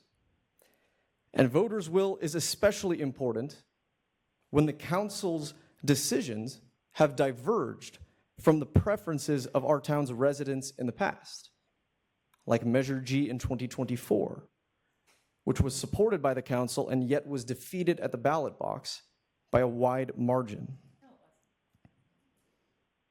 Carry on, please. AI can answer that one for us.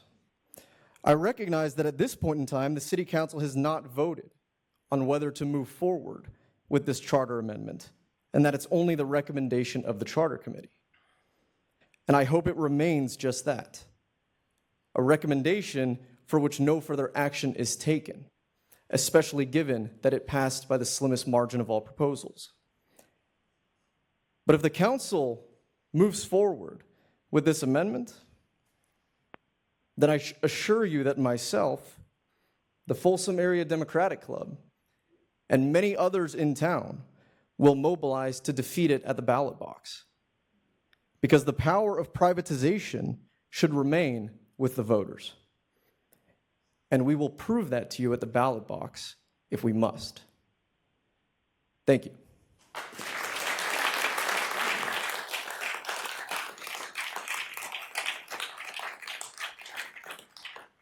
Our next speaker is Jocelyn Schrage. I'm sorry if I'm pronouncing that incorrectly. Schrage, okay. Who will then be followed by Paul Kerfeld. I'm also here to voice my my reasons for disagreement for the Section 2.07D, taking away voter power for city-owned utilities being sold to private entities. I'm highly against it. Don't agree with it at all. 100% disagree. Basically, my main argument is that private companies and entities are notorious for either breaking or only following bare minimum EPA laws. Our city has lakes, rivers, wetlands that us humans, plants, animals, we all depend on with great importance. How can we trust that private companies to perform waste management, water management, or anything that is under city-owned utility or enterprise to be both cost-effective and of proper quality under those private companies? AKA, how can you guarantee costs won't go up with quality going down? You know, we live here in Folsom because we love the nature and we love our community that's very, pro-nature, pro-environment, pro-clean water, pro-clean air. That's another reason we live in California, not just Folsom. It was also interesting that it was saying that the committee found that limited time available for deliberation, review, and analysis. It was not able to reach consensus on proposed language and amendments for these sections. I don't know if that applies to all of these sections, but I would definitely recommend the council taking a lot longer to even consider moving forward on this, because it sounds like there's more research time needed to research the fiscal and quality of life impacts on citizens in regards to privatizing public services. And also the term city-owned utility enterprises needs a more detailed definition. What exactly falls under that? We need to know so we can, vote as appropriate. And also in what changes recommended and why, nothing in that language even answered the why. It just said, this is what we want to do, but there was no why behind it. So I guess we're all probably in a misunderstanding of why this is even coming forward. And to end on that, if this does go to, the voter ballots, I will be voting no. And it sounds like everyone here will be voting no. And more importantly, I would like to know, because I know this committee voted 4 and 3 in favor of this recommendation. And I think it would be great to know who those 4 are. So I might consider not voting for them ever again. And the 3 who were against it, I will vote for you again. Thank you.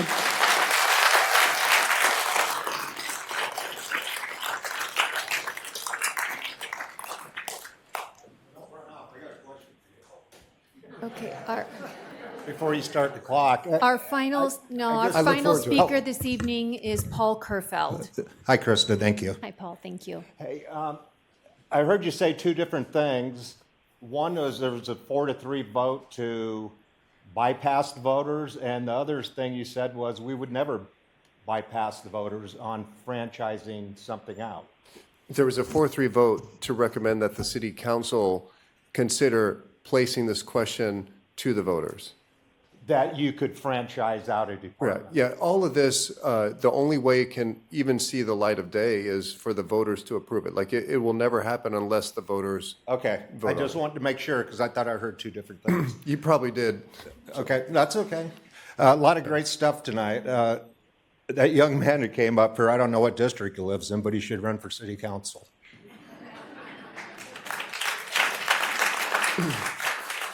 And the other guy who came up and said, "Hi, how ironic is this? Public Works Week's coming up, and we're talking about privatizing part of our public works."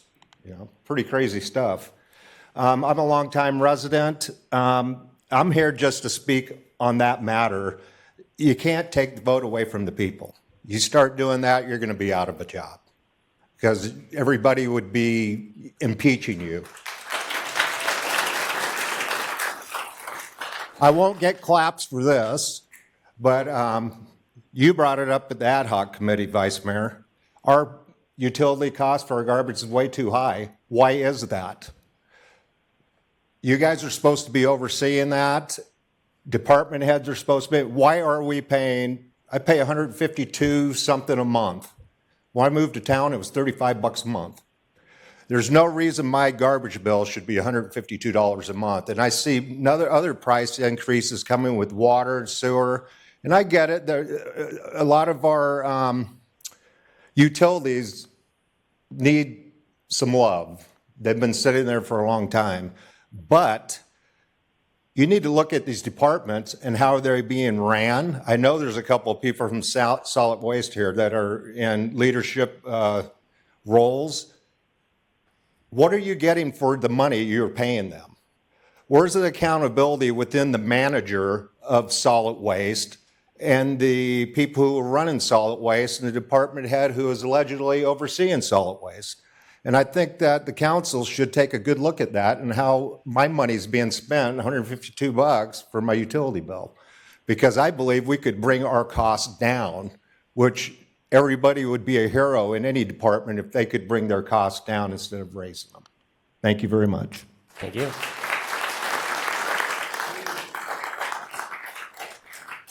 All right, that ends our cards up here, but I want to open it up before I close the public hearing. Does anybody else want to make a comment tonight that has not submitted a card? Now's your time. Going once, going twice? All right, we're going to go ahead and close the public hearing. I heard a number of questions that came about, so I'm just going to take a moment and have staff address those questions if we could. I think and you guys may have been taking notes too, but the first one I heard was powers delegated by the commission. Colleen had a question specifically about the library, if we could address that one. Or I can, but if you guys can, I think it'd be better from staff. So the council currently dictates the powers of the various committees and commissions by ordinance. And the proposed amendment to the charter would just confirm that the council retains that authority to do so by ordinance. The language in the charter right now says that all commissions and committees are only advisory to the council, and there are certain committees and commissions, most importantly, the Planning Commission, and also of interest, the Historic District Commission, that previously had final decision-making authority on certain items. And so that was really the focus. But the council retains the authority, if this were to pass, the council would retain the authority to direct the role of the various commissions and committees via ordinance. Cool. Next one was SB 1383, the $9 charge associated with state organics, state mandated organics recycling. Right. I appreciate the question. I'll ask Marcus Yasutaki to answer that one. Thank you. I think the specific question is why aren't we opting out of it? It sounded like there was some confusion. Is that correct, Julian? All right, Mayor Rathel, members of the council, Marcus Yasutaki, Utilities Director.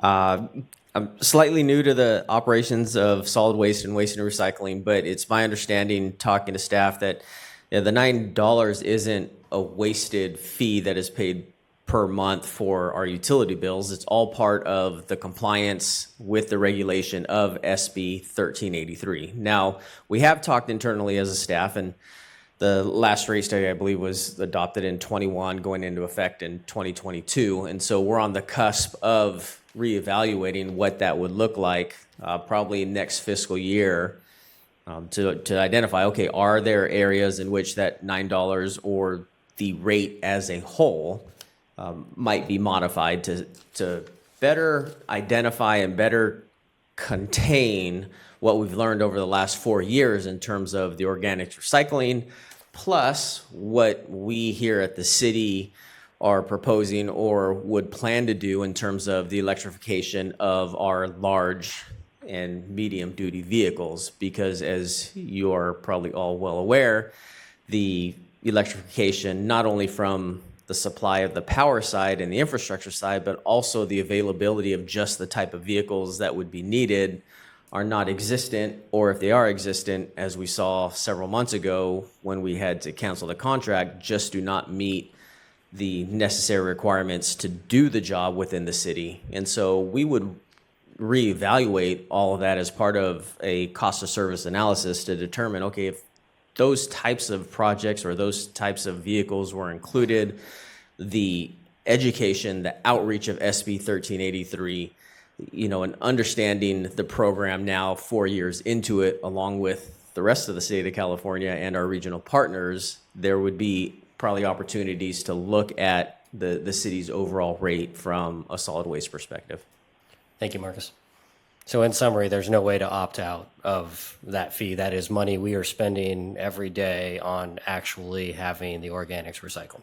Correct. There's not like a California opt-in, opt-out fee for some organics utilities, recycling. just some solid waste services just include that in your base fee. They don't line item it out. We get a number of state mandates that we do without calling it out as a separate fee. It's just this one was very substantial, I think, Correct. which was why the decision, it was before my time, but my understanding was the reason it was line itemed was because it was substantial. Yes, and it was to truly show this is what we, the city, have to do as residents or customers, myself being a customer, have to pay in order to comply with that specific mandate. Thank you.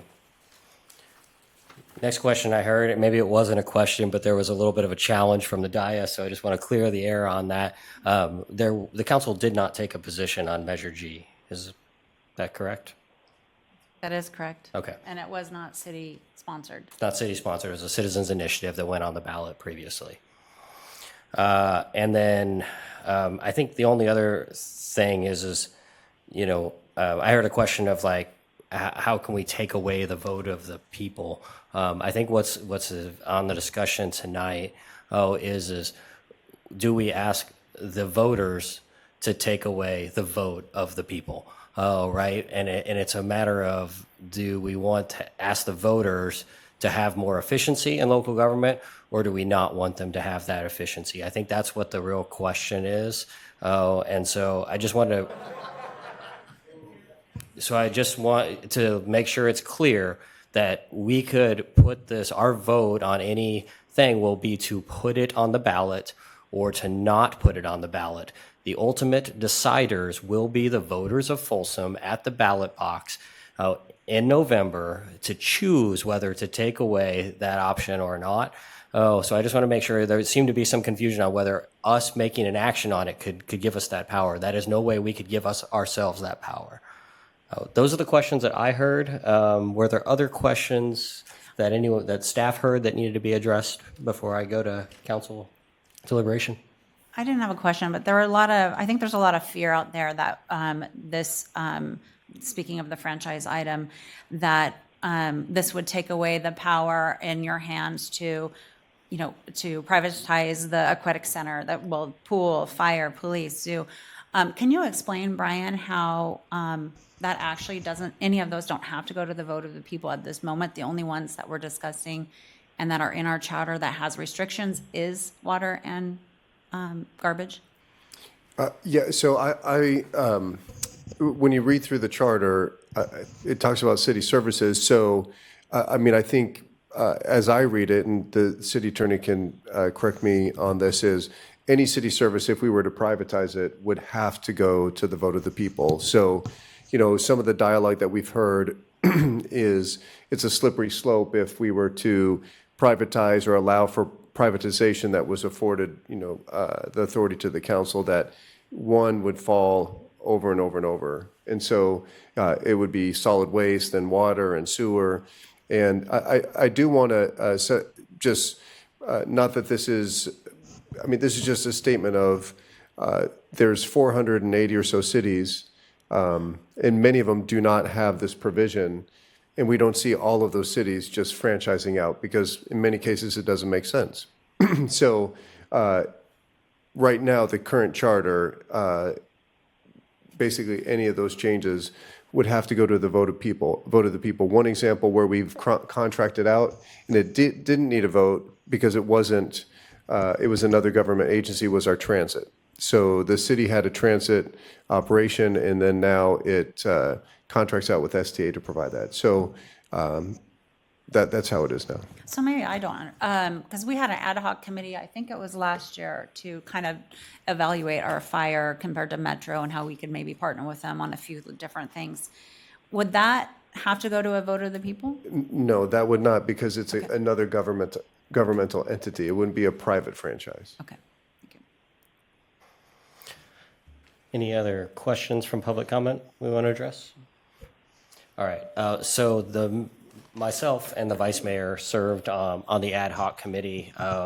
Tonight was, to me, really about receiving the report from the committee, and then dissolving that committee. So there's one action there. And then the second part is giving direction to staff going forward.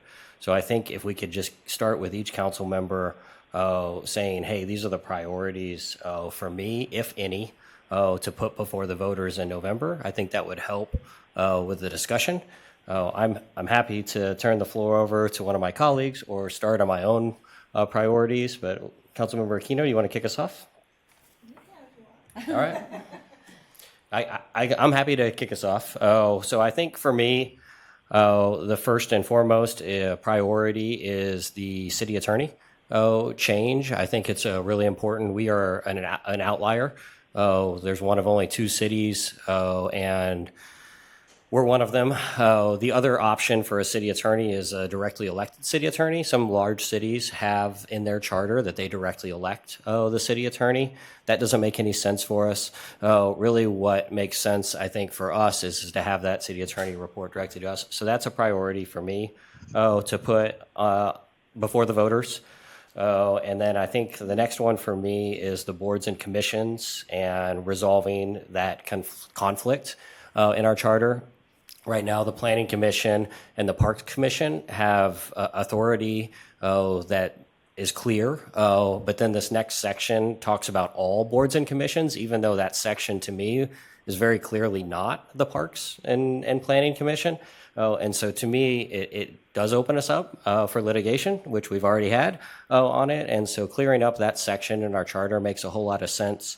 To me, I've served on a number of commissions, both those that were really purely advisory and also our planning commission in the past.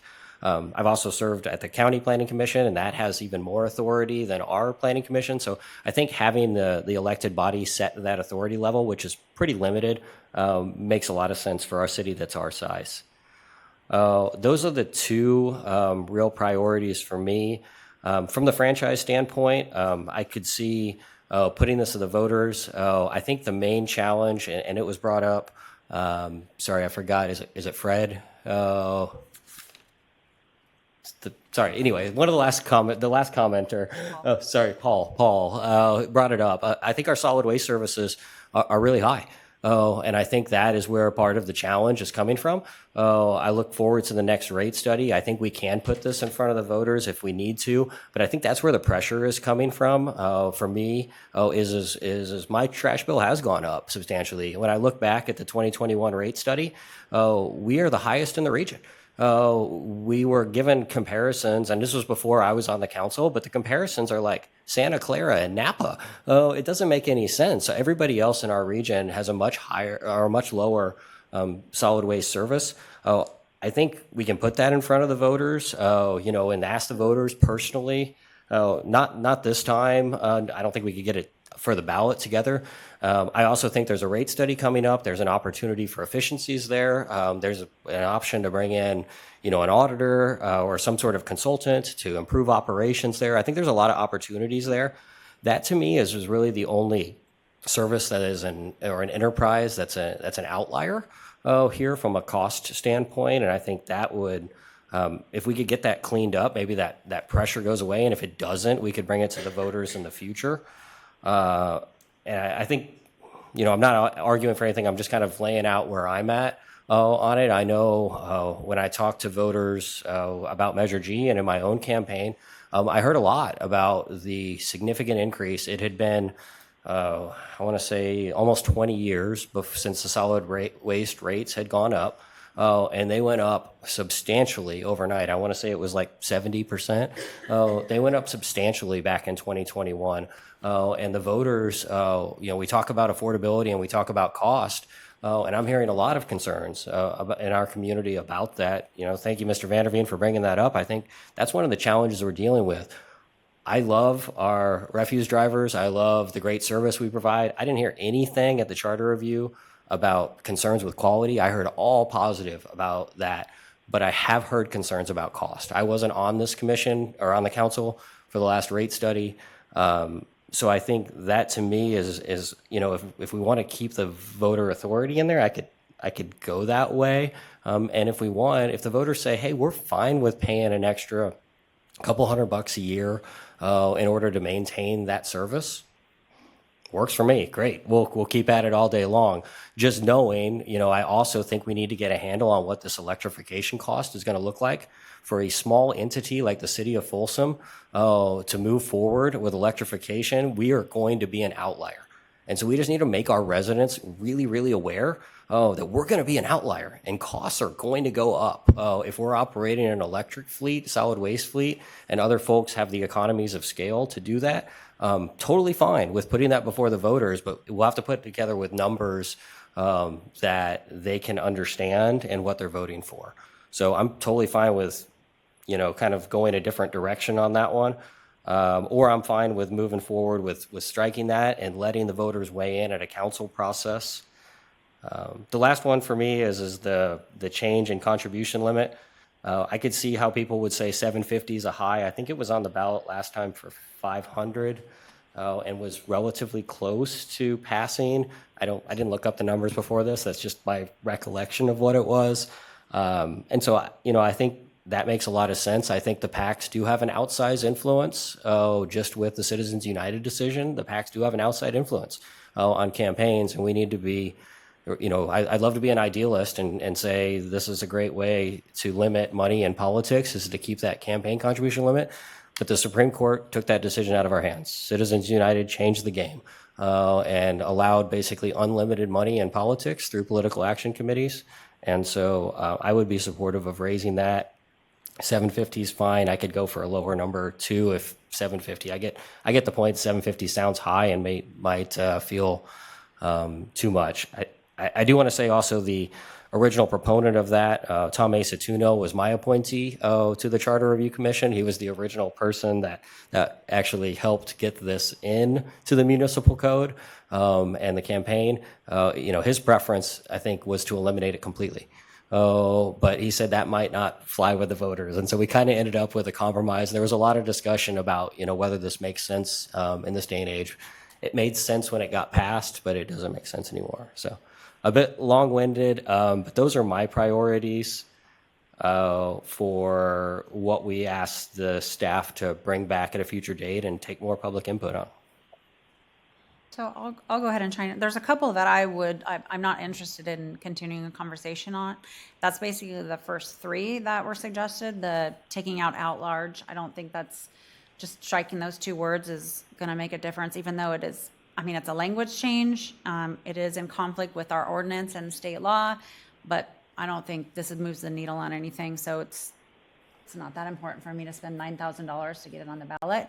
Unless we can do a bigger, broader one that cleans up other languages, then I'd be fine with that. The next two, the term limits, yeah, I'm not interested in putting this on the ballot, and I'm especially not interested in putting the third one, the 2.06, the increase in salary pay, CPI, and putting a cap on it as well. So those are the three I would take off right away. I do agree with Justin on 4.03. The city attorney should be appointed, should be hired by the city council. And then I do also agree with the boards and commissions due to some lawsuits that we are currently undergoing right now because of the languaging.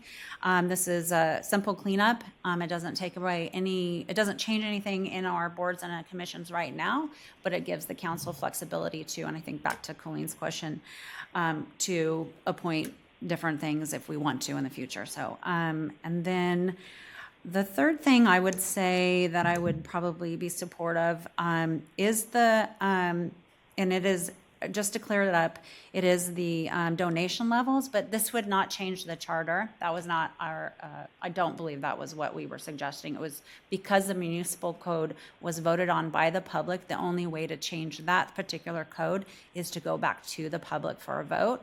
And so we were talking as a whole. It came up because of the charter discussion, but the council can decide to put that on the ballot or not. I also agree that I think 750 would be too big of a jump.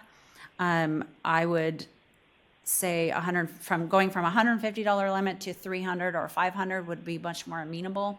And the important part about this is, when I ran 4 years ago, I didn't know a lot of people either, and the PACs were very, very, very influential. And their IEs, as already stated, they can spend thousands, if not even hundreds of thousands sometimes, against or for a particular candidate.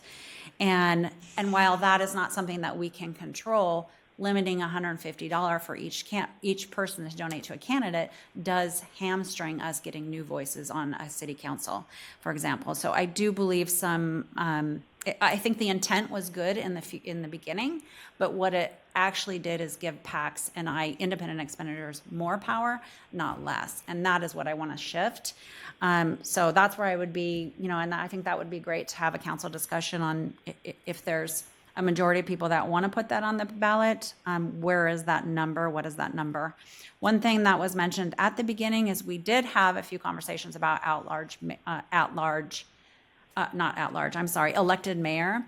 And the reason that the committee did not decide to go forward with that at the time is because it would require redistricting, most likely.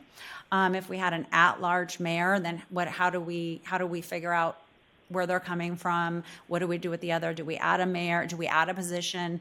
And then the duties and roles was going to be way more complicated than we could get done by May, and even this council, even to get done by November. So I think that what was kind of suggested and talked about, and this would be up for the council in the future to decide, so this would be only my opinion, is that we start having these conversations now about our elected mayor, because we have to, by law, redistrict anyways by 2032, I believe.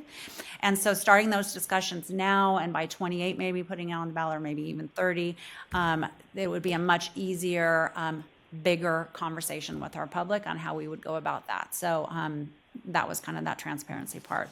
So that's where I'm at on that so far. But I would really like to hear from especially the two of you that weren't a part of the committee, and what you feel. Because one of the things that I think was great is the committee was making suggestions only, recommendations, and it's really up to the council. And I was kind of dying to hear what my counterparts were.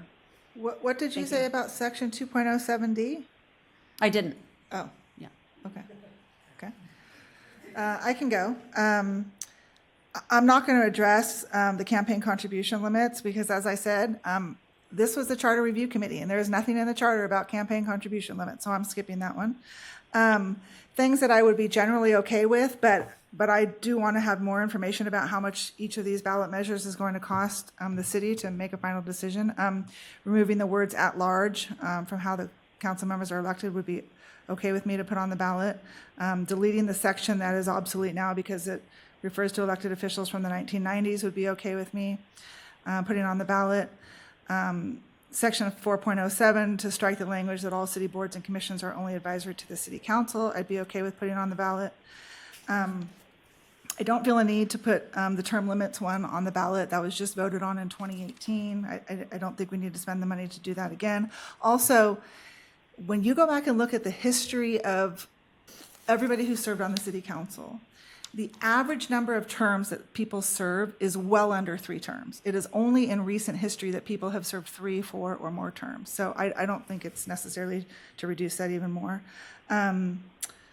City attorney, I can go either way. I do understand that we're an outlier, but there is a provision existing in our charter that, for example, if there's a conflict between the council and the city manager and we want to bring in outside counsel who doesn't report to the city manager, we can do that. The other thing is we always have the ability as a council to say to the city manager, look, you get rid of the city attorney or we're getting rid of you, you know? I mean, so I don't think it's not a make or break for me. The two I absolutely will not support putting on the ballot is city council compensation, the automatic increase. I agree with what was said, that, you know, there's a lot of people in this world, especially those in the private sector, who do not get automatic cost of living adjustments. Our employees don't get an automatic, you know, we have to negotiate that every few years. And if we put that in the charter, there is no way for the council to say, you know, we don't want to do this year or next year or whatever. So I'm not in favor of that. And I'm not in favor of putting section 2.07D about the outsourcing of city services on the ballot. I agree with the comments that were made that to outsource solid waste or any other service that the city currently provides is a really big deal. And I think that does warrant the public weighing in. The other thing is, I take a little bit of issue with this idea that no, for example, just with solid waste, that a private company wouldn't bid because we have this extra step in the process. If you look at a city like Citrus Heights or Rancho Cordova or West Sac that already has privatized solid waste service, they are going out to bid 18 months or more before their current contract expires. So to add 4 to 6 months to say, hey, we got to go to a vote of the people, I don't think is a huge deal. Then when they actually are choosing their solid waste provider and they're signing a contract, they're signing a 10-year contract. So it's not like, you know, we're dealing with, you know, contracts that are executed very quickly and you know, short term. The other thing is, you know, those solid waste providers, when they are bidding on an RFP, they're spending time and money and resources with no guarantee that they're going to get the contract, same as it would be with us. Yes, it's an extra step. Yes, it adds some complexity. I don't think it's a deal breaker. I do agree, you know, we do have the highest rates.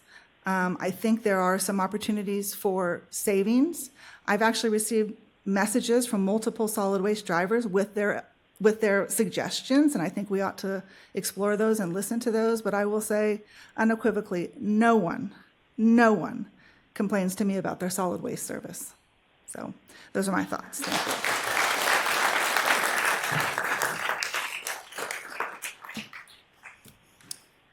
you. There's already been a lot said here tonight, and I really appreciate the people that showed up to express their concerns. It's great to actually see the council chambers full of people that are actively wanting to be involved in how we make decisions. I think one of the things that I struggle with, and I think a lot of people here did, is that you know, a lot of the language in this charter is relatively vague, and you know, specifically in terms of this, the proposed language on enterprises, and you know, clearly states restriction on city utility or enterprise, no city-owned utility or enterprise or any portion thereof which lies within the corporate boundaries. The city may be sold, leased for more than 2 years, contracted to or put to franchise to any non-governmental party without complying with the procedures, you know, requiring an election. That goes to the people, and one of the questions that came up was when our city manager mentioned that there have been things that we have not sent to the public, and this is creating a lot of concern. I'm concerned about this, and I agree with what Councilmember Aquino had to say about our current garbage services. The other piece of information, some of these other pieces of information are missing, as though we're the highest in the region. It would be nice to see money outlined on a table of what everybody's spending in different regions within the area, whether it's the county or the other cities. But I don't see that this is necessary to put forward to the voters at this time, as these kinds of lack of information and confusion about the wording exists. And I haven't heard any complaints either about our existing garbage service. I do hear a lot of concerns about our other utilities and enterprises. And I don't want us to end up on a slippery slope where the interpretation here is made to cover something that could be independently decided by the council without taking it to the vote. Some of these are absolutely necessary, and I think that's a question for our city attorney, and that was addressing the change about at-large elections and the change regarding boards and commissions, so that we're actually compliant with state law and able to function, allowing our boards and commissions, as they have previously done, make decisions. And right now, I believe that there are, right now we've had to go back to having everything come to the council. And previously, there were definitions of what had to come to the council from the Planning Commission or the Historic District Commission or the Parks Commission. And so those kinds of constraints have already been put in place. So it seems logical to go ahead and bring this up about the boards and commissions. Can you clarify a little bit on that? What kinds of constraints are already there about what those commissions decide or don't decide? Sure. So in the Folsom Municipal Code, each existing commission is laid out in its own section.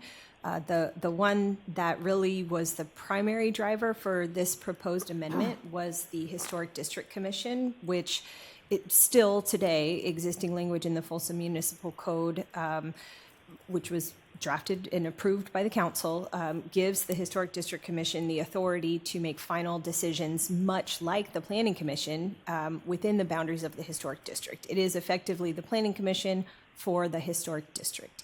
However, based on the language in the charter, a court found last fall that that was inappropriate, and as a result, the Historic District Commission has maintained its purview, but it can only recommend final decisions, which then come to the council for approval. But previously, it has been making decisions. Correct. It went into effect, I believe, in the late 80s, possibly the late 90s. I can't remember at this time, but for more than 20 years, the Historic District Commission was making final decision on most of the planning matters within the boundaries of the Historic District. Can I clarify something about that? Final decision, but the decision was always able to be appealed to the city council, correct? Correct. So actually the city council did have the final authority if you appealed the Planning Commission or the Historic District Commission's decision. Correct, and that happened multiple times. Yeah, yes. Okay, thank you. So, council member Aquino also brought up the cost of the election. And, so I feel like we have to pick wisely off this list of what we're going to send. So things that are, can you cite what the costs are, or maybe the city manager? The clerk can remind me what she told me, but I believe it's between $8,000 and $9,000 per each ballot initiative. Well, thank you, City Manager. The County of Sacramento sets the fees for any item that the city puts on the ballot. And they have kind of a somewhat confusing schedule of how the fees go, but essentially they charge a certain rate for your base setup fee for your first question or ballot measure, and then there's a reduced rate for each ballot measure after that, and it's set up on a per registered voter fee.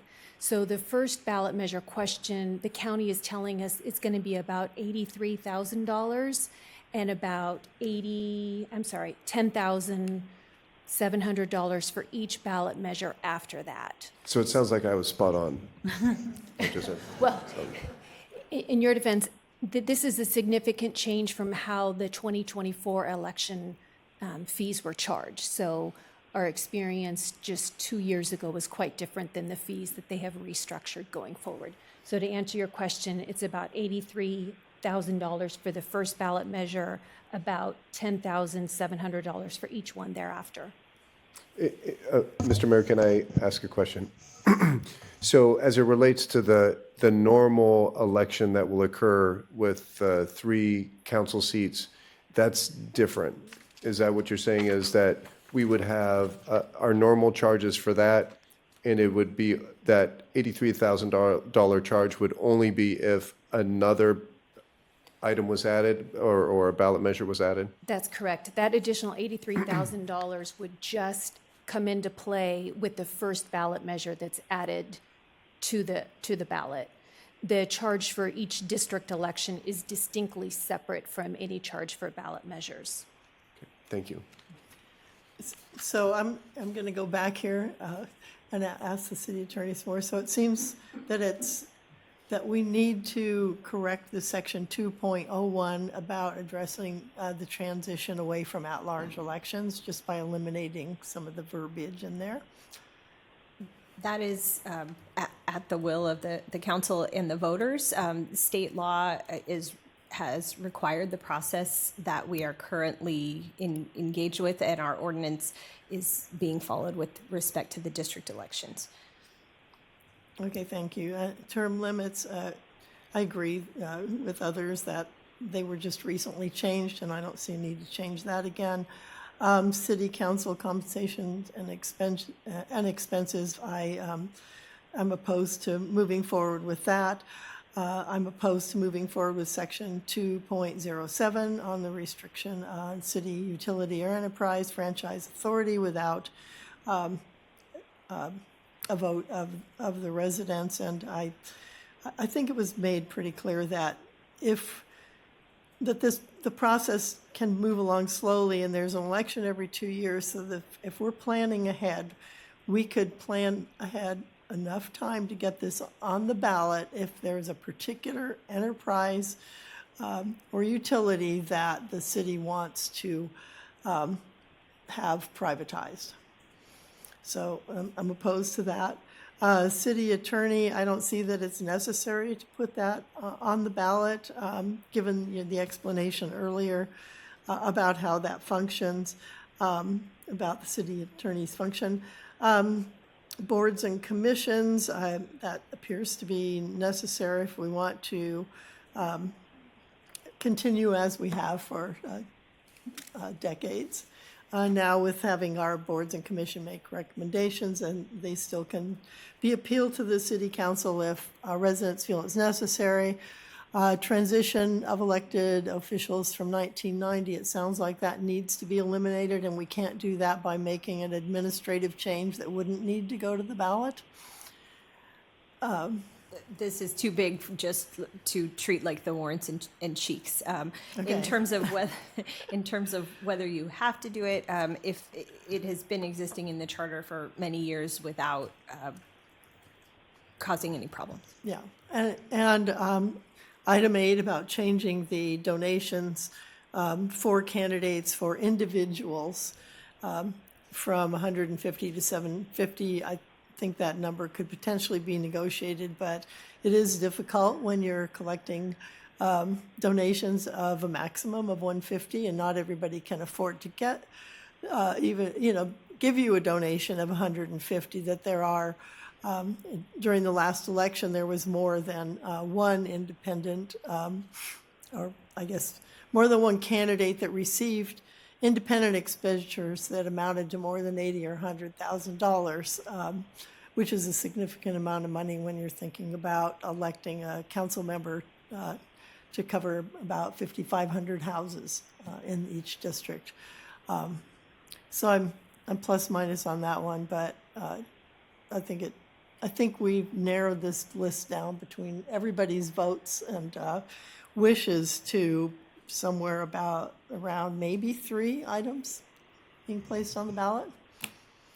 Thank you to my colleagues for your input on this. I do have a couple of clarifying questions before I try to summarize and see if I've gotten it correct.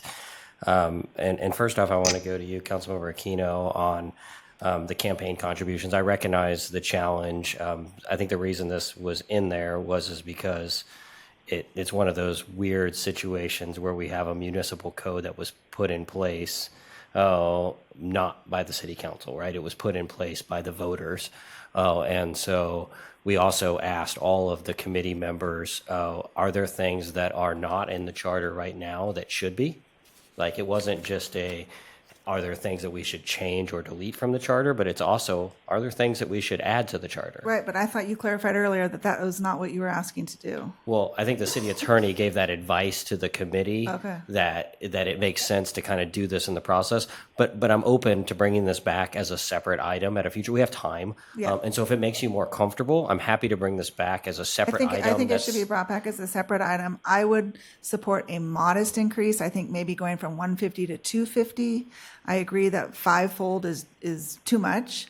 You're correct. It was put on the ballot in 2018 at 500. It narrowly lost. It was very close. But I think 150 to 250 is a reasonable jump, in my opinion.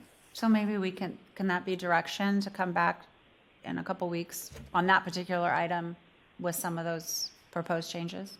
Yeah, and staff, if you could separate that item out from the charter review and just bring it back as a city council item, that would be great, a new business item. And it sounds like we probably need more discussion on the dollar amount. I just look oftentimes to our neighbors. Does that work for you, Clerk, also? Yeah. I just saw some eyes going back and forth. So if we're not going to be able to bring it back in time, then I will take this discussion in another direction. Well, I think we can bring it back. We're trying to figure out if it has to be a public hearing or just a new business item. Oh, sorry. With respect to the public noticing and all of those. That's our pause. Yeah. But we'll bring it back. Perfect. We have time for a public hearing for that. If I could ask a clarification, under the current process that we have, since we've listed that item, it's covered under the current public hearing that we have. Correct. So one thing we can do, I mean, if we wanted to keep going through the process, although it's not necessarily tied to the ultimate charter, I think you could probably have a discussion where it's a separate resolution that is specific to that outside of the charter changes. So just as a reminder, we're having this meeting, May 26th is an option, June 9th, June 23rd, and then that will be our final public hearing. So I guess in some ways, just to keep it simple, I appreciate Councilmember Aquino's comments because it is separate, but as we tie it to this hearing process, we can list it out differently in the report, just as a suggestion. I don't know, Councilmember, if that works for you. All right, so I think we're clear on that. The other question I think that's important that we kind of address head on is the cost, right? We have sections of the charter that are obsolete, that are clearly obsolete, and that make no impact to the daily runnings of the city. And so is it the will of this council to put it to the voters to possibly be very confusing of like, why am I deleting this section on water meters? Or, why am I deleting this section on transition of elected officials? Why does it matter to the voters? And so I just kind of want to get people's thoughts on whether we should even bother with the cleanups. And I think you look at all these charter cities that are out there, there is a lot of extra language that is in all of these charters because this process is very cumbersome. So I just want to kind of get a straw poll on whether it even makes sense to do any cleanup. To me, I'm kind of leaning toward no, just because it's $10,000 we could put to a park renovation or fixing up a trail or. Well, I mean, I guess I would kind of defer to the city attorney about what, legally what we need to do. The thing that we need to keep in mind is the county's fees are not going to decrease, right? They're only going to go up from here. And it's the first charge that is so expensive. The other ones are nominal compared to the $85,000, $83,000. So yes, while I agree with what you're saying, I think there's also if we have 5 things, don't put, 4 on this one and 1 2 years from now, because then that's going to cost you more in the long run also. Is there a way to combine like some of those that, it wouldn't seem like there's no conflict here? The voters probably wouldn't have conflict with taking off outlaw. Well, I don't know, actually. I don't know. But some of the obsolete sections, is there a way to combine any of those into one? Theoretically, yes, but based on the list that we have here, the only one that I think truly counts as a cleanup item would be number 7, section 9.02, transition of elected officials from 1990.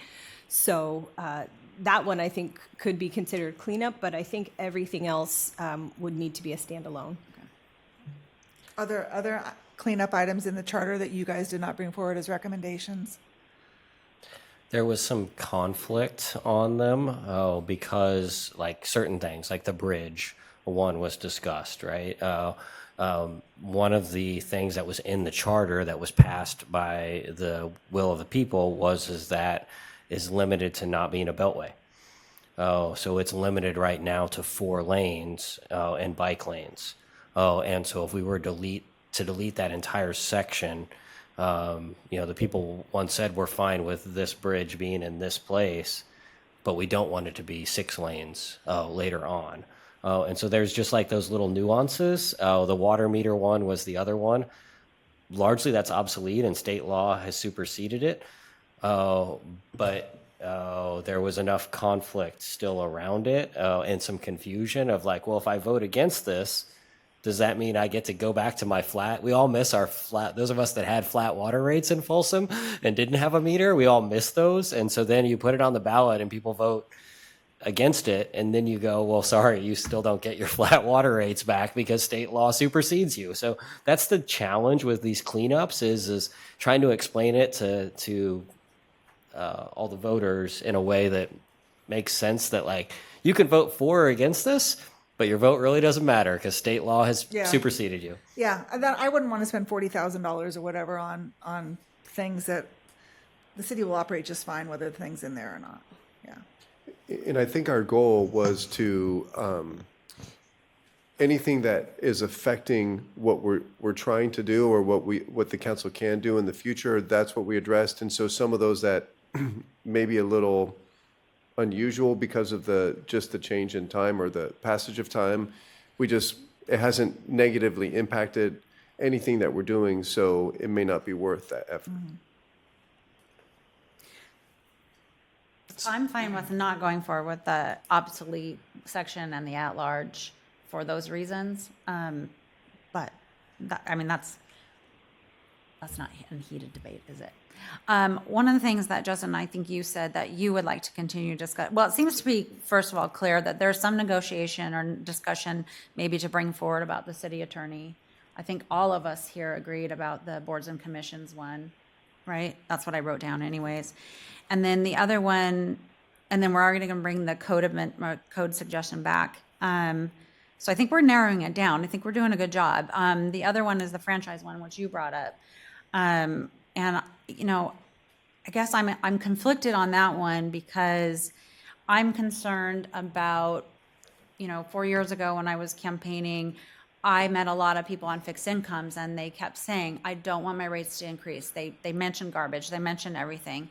And so it's interesting that we're looking at comparisons, and I saw some comparisons today where we're like $20, $30 more a month for our garbage service than our community neighbors.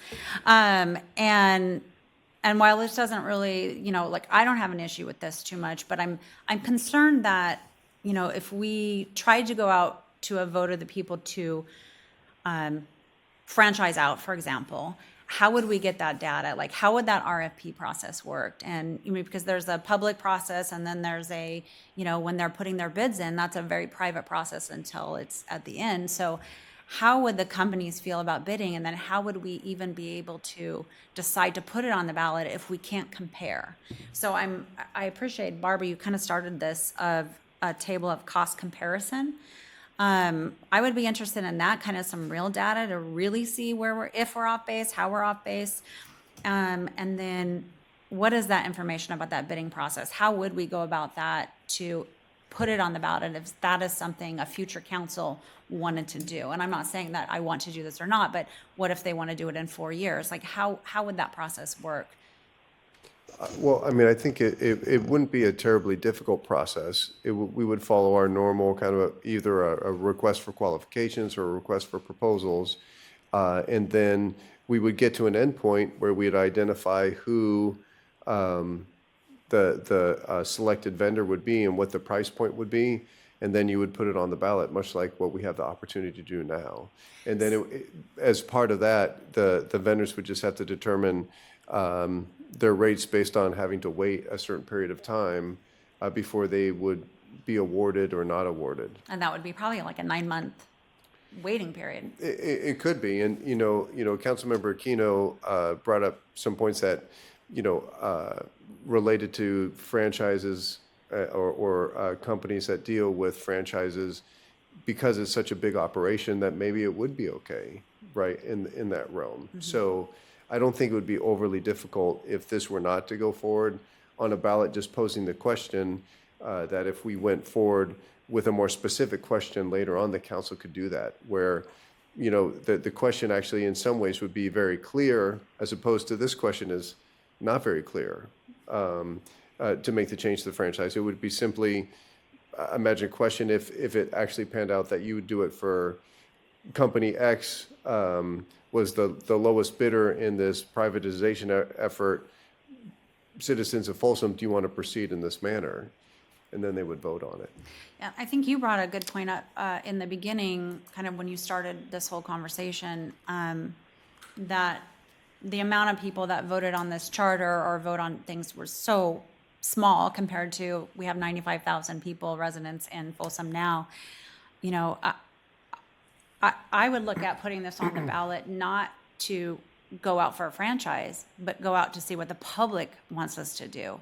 Kind of like the citizens, not the cities, the citizens sales tax measure. That was really informative. That was a true poll of where our public really wanted us to stay and live within our means. So, I appreciate everyone that came in here and who came to the charter review committee, especially those last 2 meetings, because there was a lot of opposition to this. But I'm not looking to this as a reason to, I want to go out and I want to privatize everything. I really want to hear from the voters, so I'm conflicted because I understand the fear around it. So I guess maybe I would like to continue the conversation, maybe at the next meeting. But and if I could just describe the process, so tonight, was mainly to introduce the item.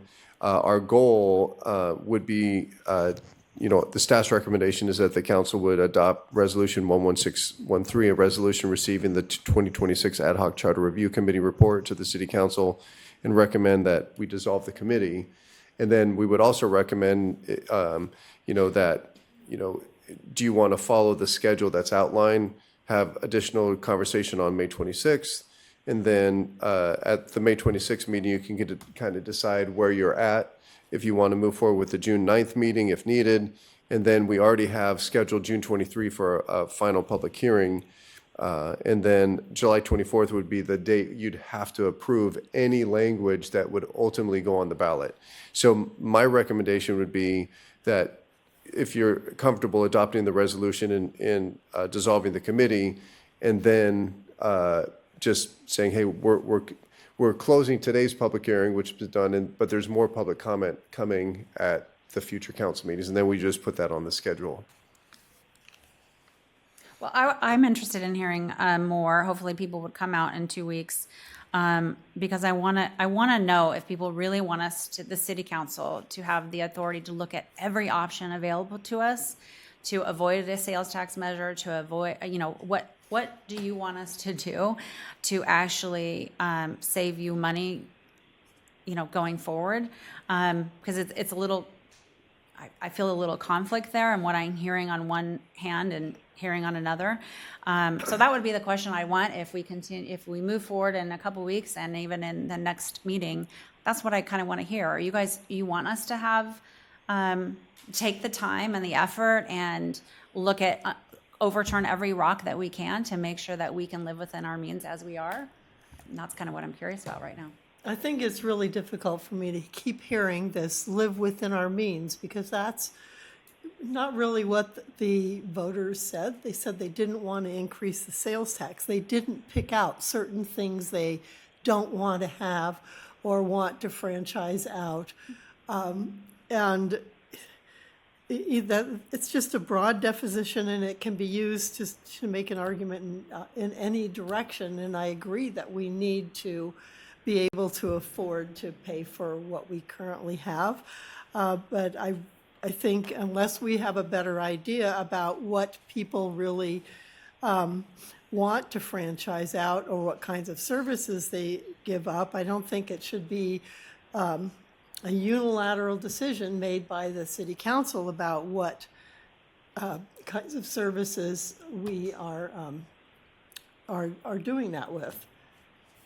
Even though it's open to a public comment, it's not, the public doesn't always show up. The public always doesn't, they don't read the agendas every meeting. And so I think that we're missing a piece there in making a decision about what we want to franchise or privatize if we move forward with doing that.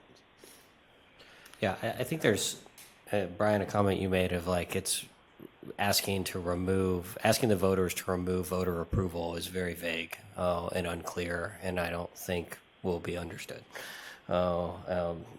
Although, in a technical body like a charter review commission or here at city council where we nerd out every couple weeks on public policy and talk to residents constantly about what's best for our city, like we can understand it, but it's going to be really tough for our voters to understand that. Whereas if we were to go forward with something that's very specific, in that, hey, we can't get costs down, hey, this electrical vehicle mandate is going to kill us, or drive up costs significantly more and we have to either partner with another agency, which wouldn't require, partner with another public agency, which wouldn't require charter approval, or privatize, which we would then go to the voters, right, if that's the case, with a very clear, like, hey, here's what it is. You guys make the decision.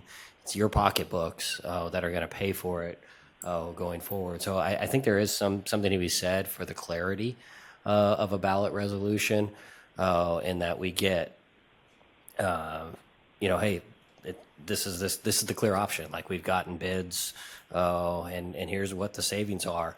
Or, hey, we've done this efficiency on operations, and if we go out to bid, and the bids aren't any better than the service we were providing, that could happen too, right? Hey, we open bids, and they're no different, right? Hey, this is the efficiency. We're asking for 10 or 20 year commitment from somebody.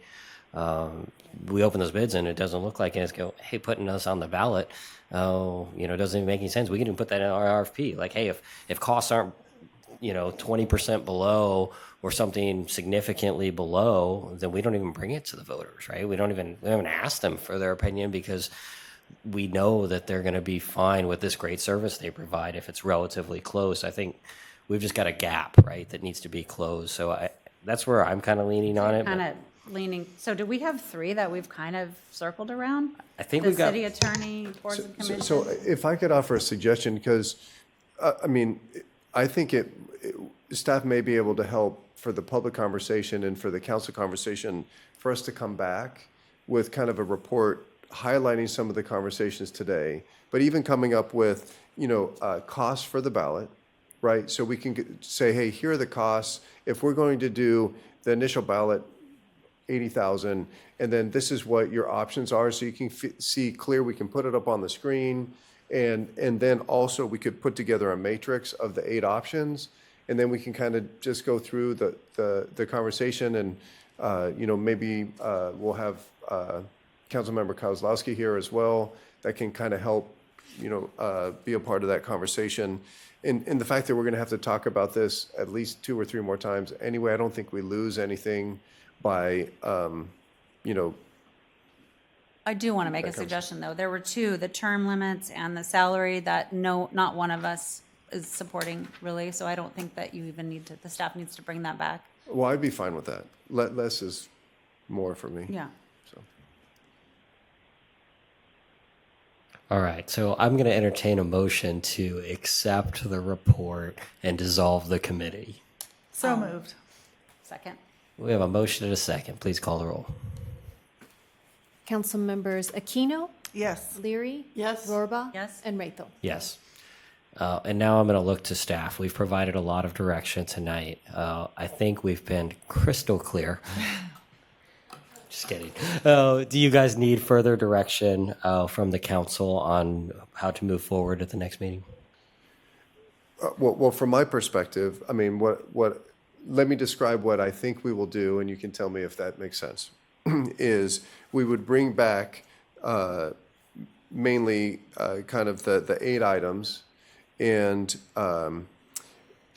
if you would like, we can kind of include in there. I would probably prefer to wait to do this, but almost come up with the matrix, and we can kind of double check with you at that meeting that, hey, where do you stand on item 1 through 8? You know, like, hey, we want to keep these, or we don't want to keep these, or, hey, let's have more conversation about that. I think it'll become clearer when we get some of the budget figures, and I think I'd like to have conversations with our city attorney as well, as far as the cleanup language, you know, so we can make just a definitive statement like, hey, we're not going to go forward with at-large, or I guess that was the main one there. But I think we can, there's so much information out there that I think if we come forward, it'll just be a more narrowly focused conversation. I think you just bring 6 back, not the term and the salary. Okay, so, Yeah. so if that's the case, then we would need a motion to remove the term limits and the salary. I so move. Second. Please call the roll. Council members Aquino, Yes. Leary, Yes. Rorba, Yes. and Rethel. Yes. Okay, thank you. Are there any, before we before we move on to the next item, I'll also entertain motions to remove anything else from the discussion. Let's make our city manager and staff's job easier if we can. Well, just for the sake of financial reasons, I would move to not put forward section 2.01, removing at large, and section 9.02, deleting the language from the 1990s. I second it. We have a motion and a second. Please call the roll. Council members Aquino, Yes. Leary, Yes. Rorba, Yes. and Rethel. Yes.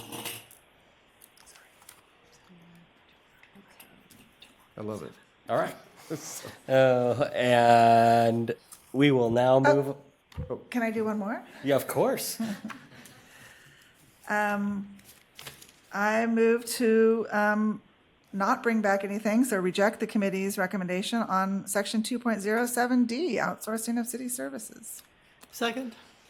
All right. We have a motion and a second. Please call the roll. Council members Aquino, Yes. Leary, Yes. Rorba, Yes. and Rethel. Yes. Motion passes.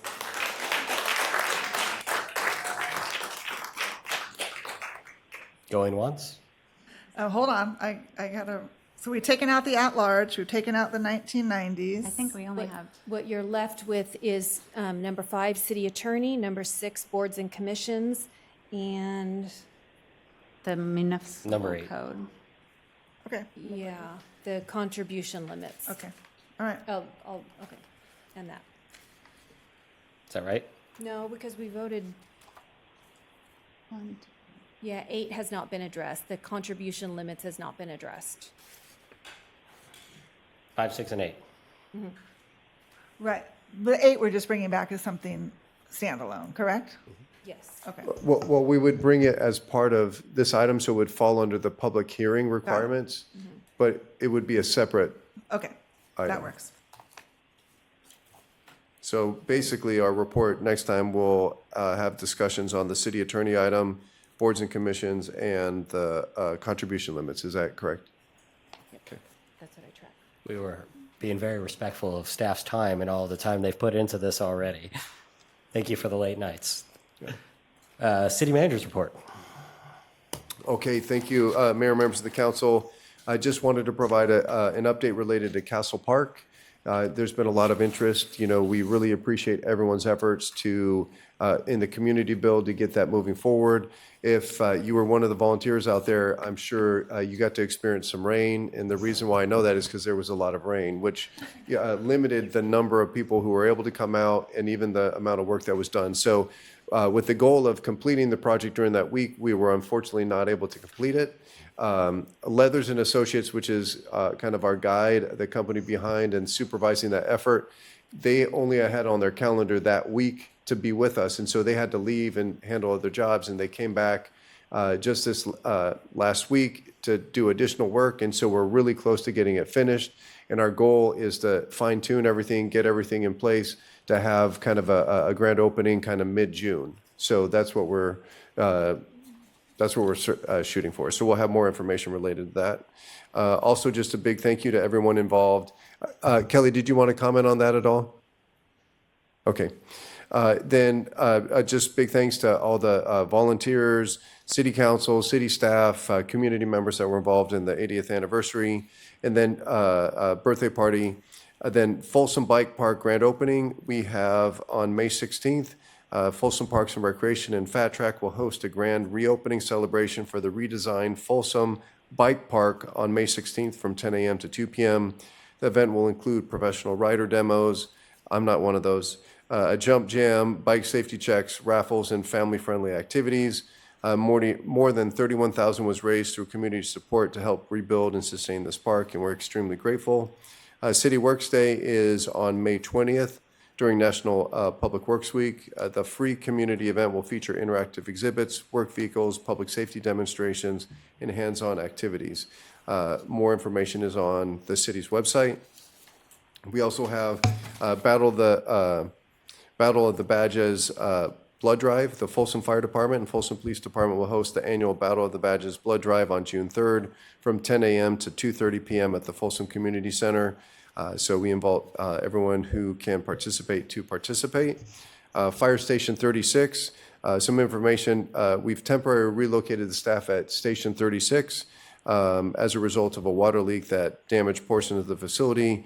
And so we're doing the environmental cleanup to make sure it's a safe location for our employees.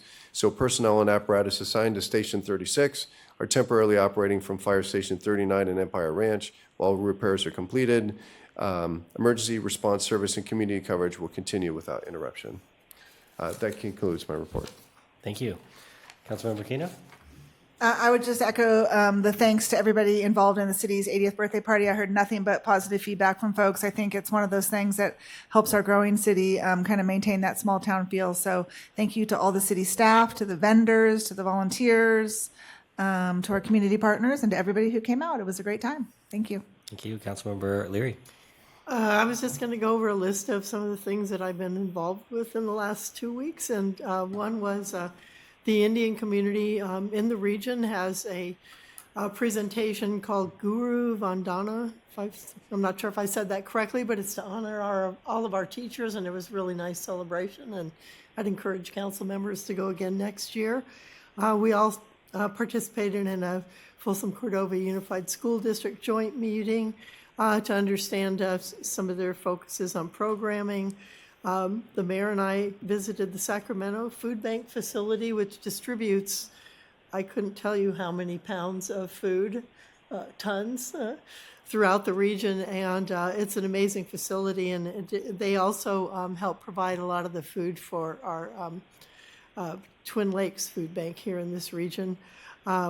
Tree Foundation had their annual kickoff for a fundraiser, but they are also one of the sources for providing trees for people's lawns at home and also throughout our city when there's some tree planting projects with the Friends of Folsom Parkways. And I'll just add one more. I had a couple, but I'm not going to keep you all longer. The mayor and I and our utilities manager, Marcus Yasutaki, attended the signing of the water forum agreement for the region, which ensures that we continue to work on collaborative water efforts and have water both to drink and to recreate on in our region. This agreement goes through 2050, so it was nice to be there last night. Thank you. Thank you. Vice Mayor?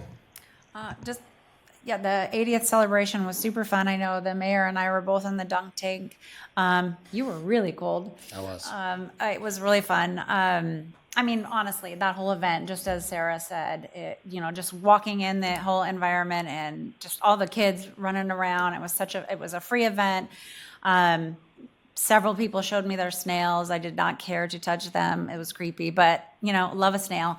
But that was just, I hope we do it every year. I wish we could, but maybe not. Sorry, staff. Sorry, Kelly. Never mind. Every 5 years, maybe.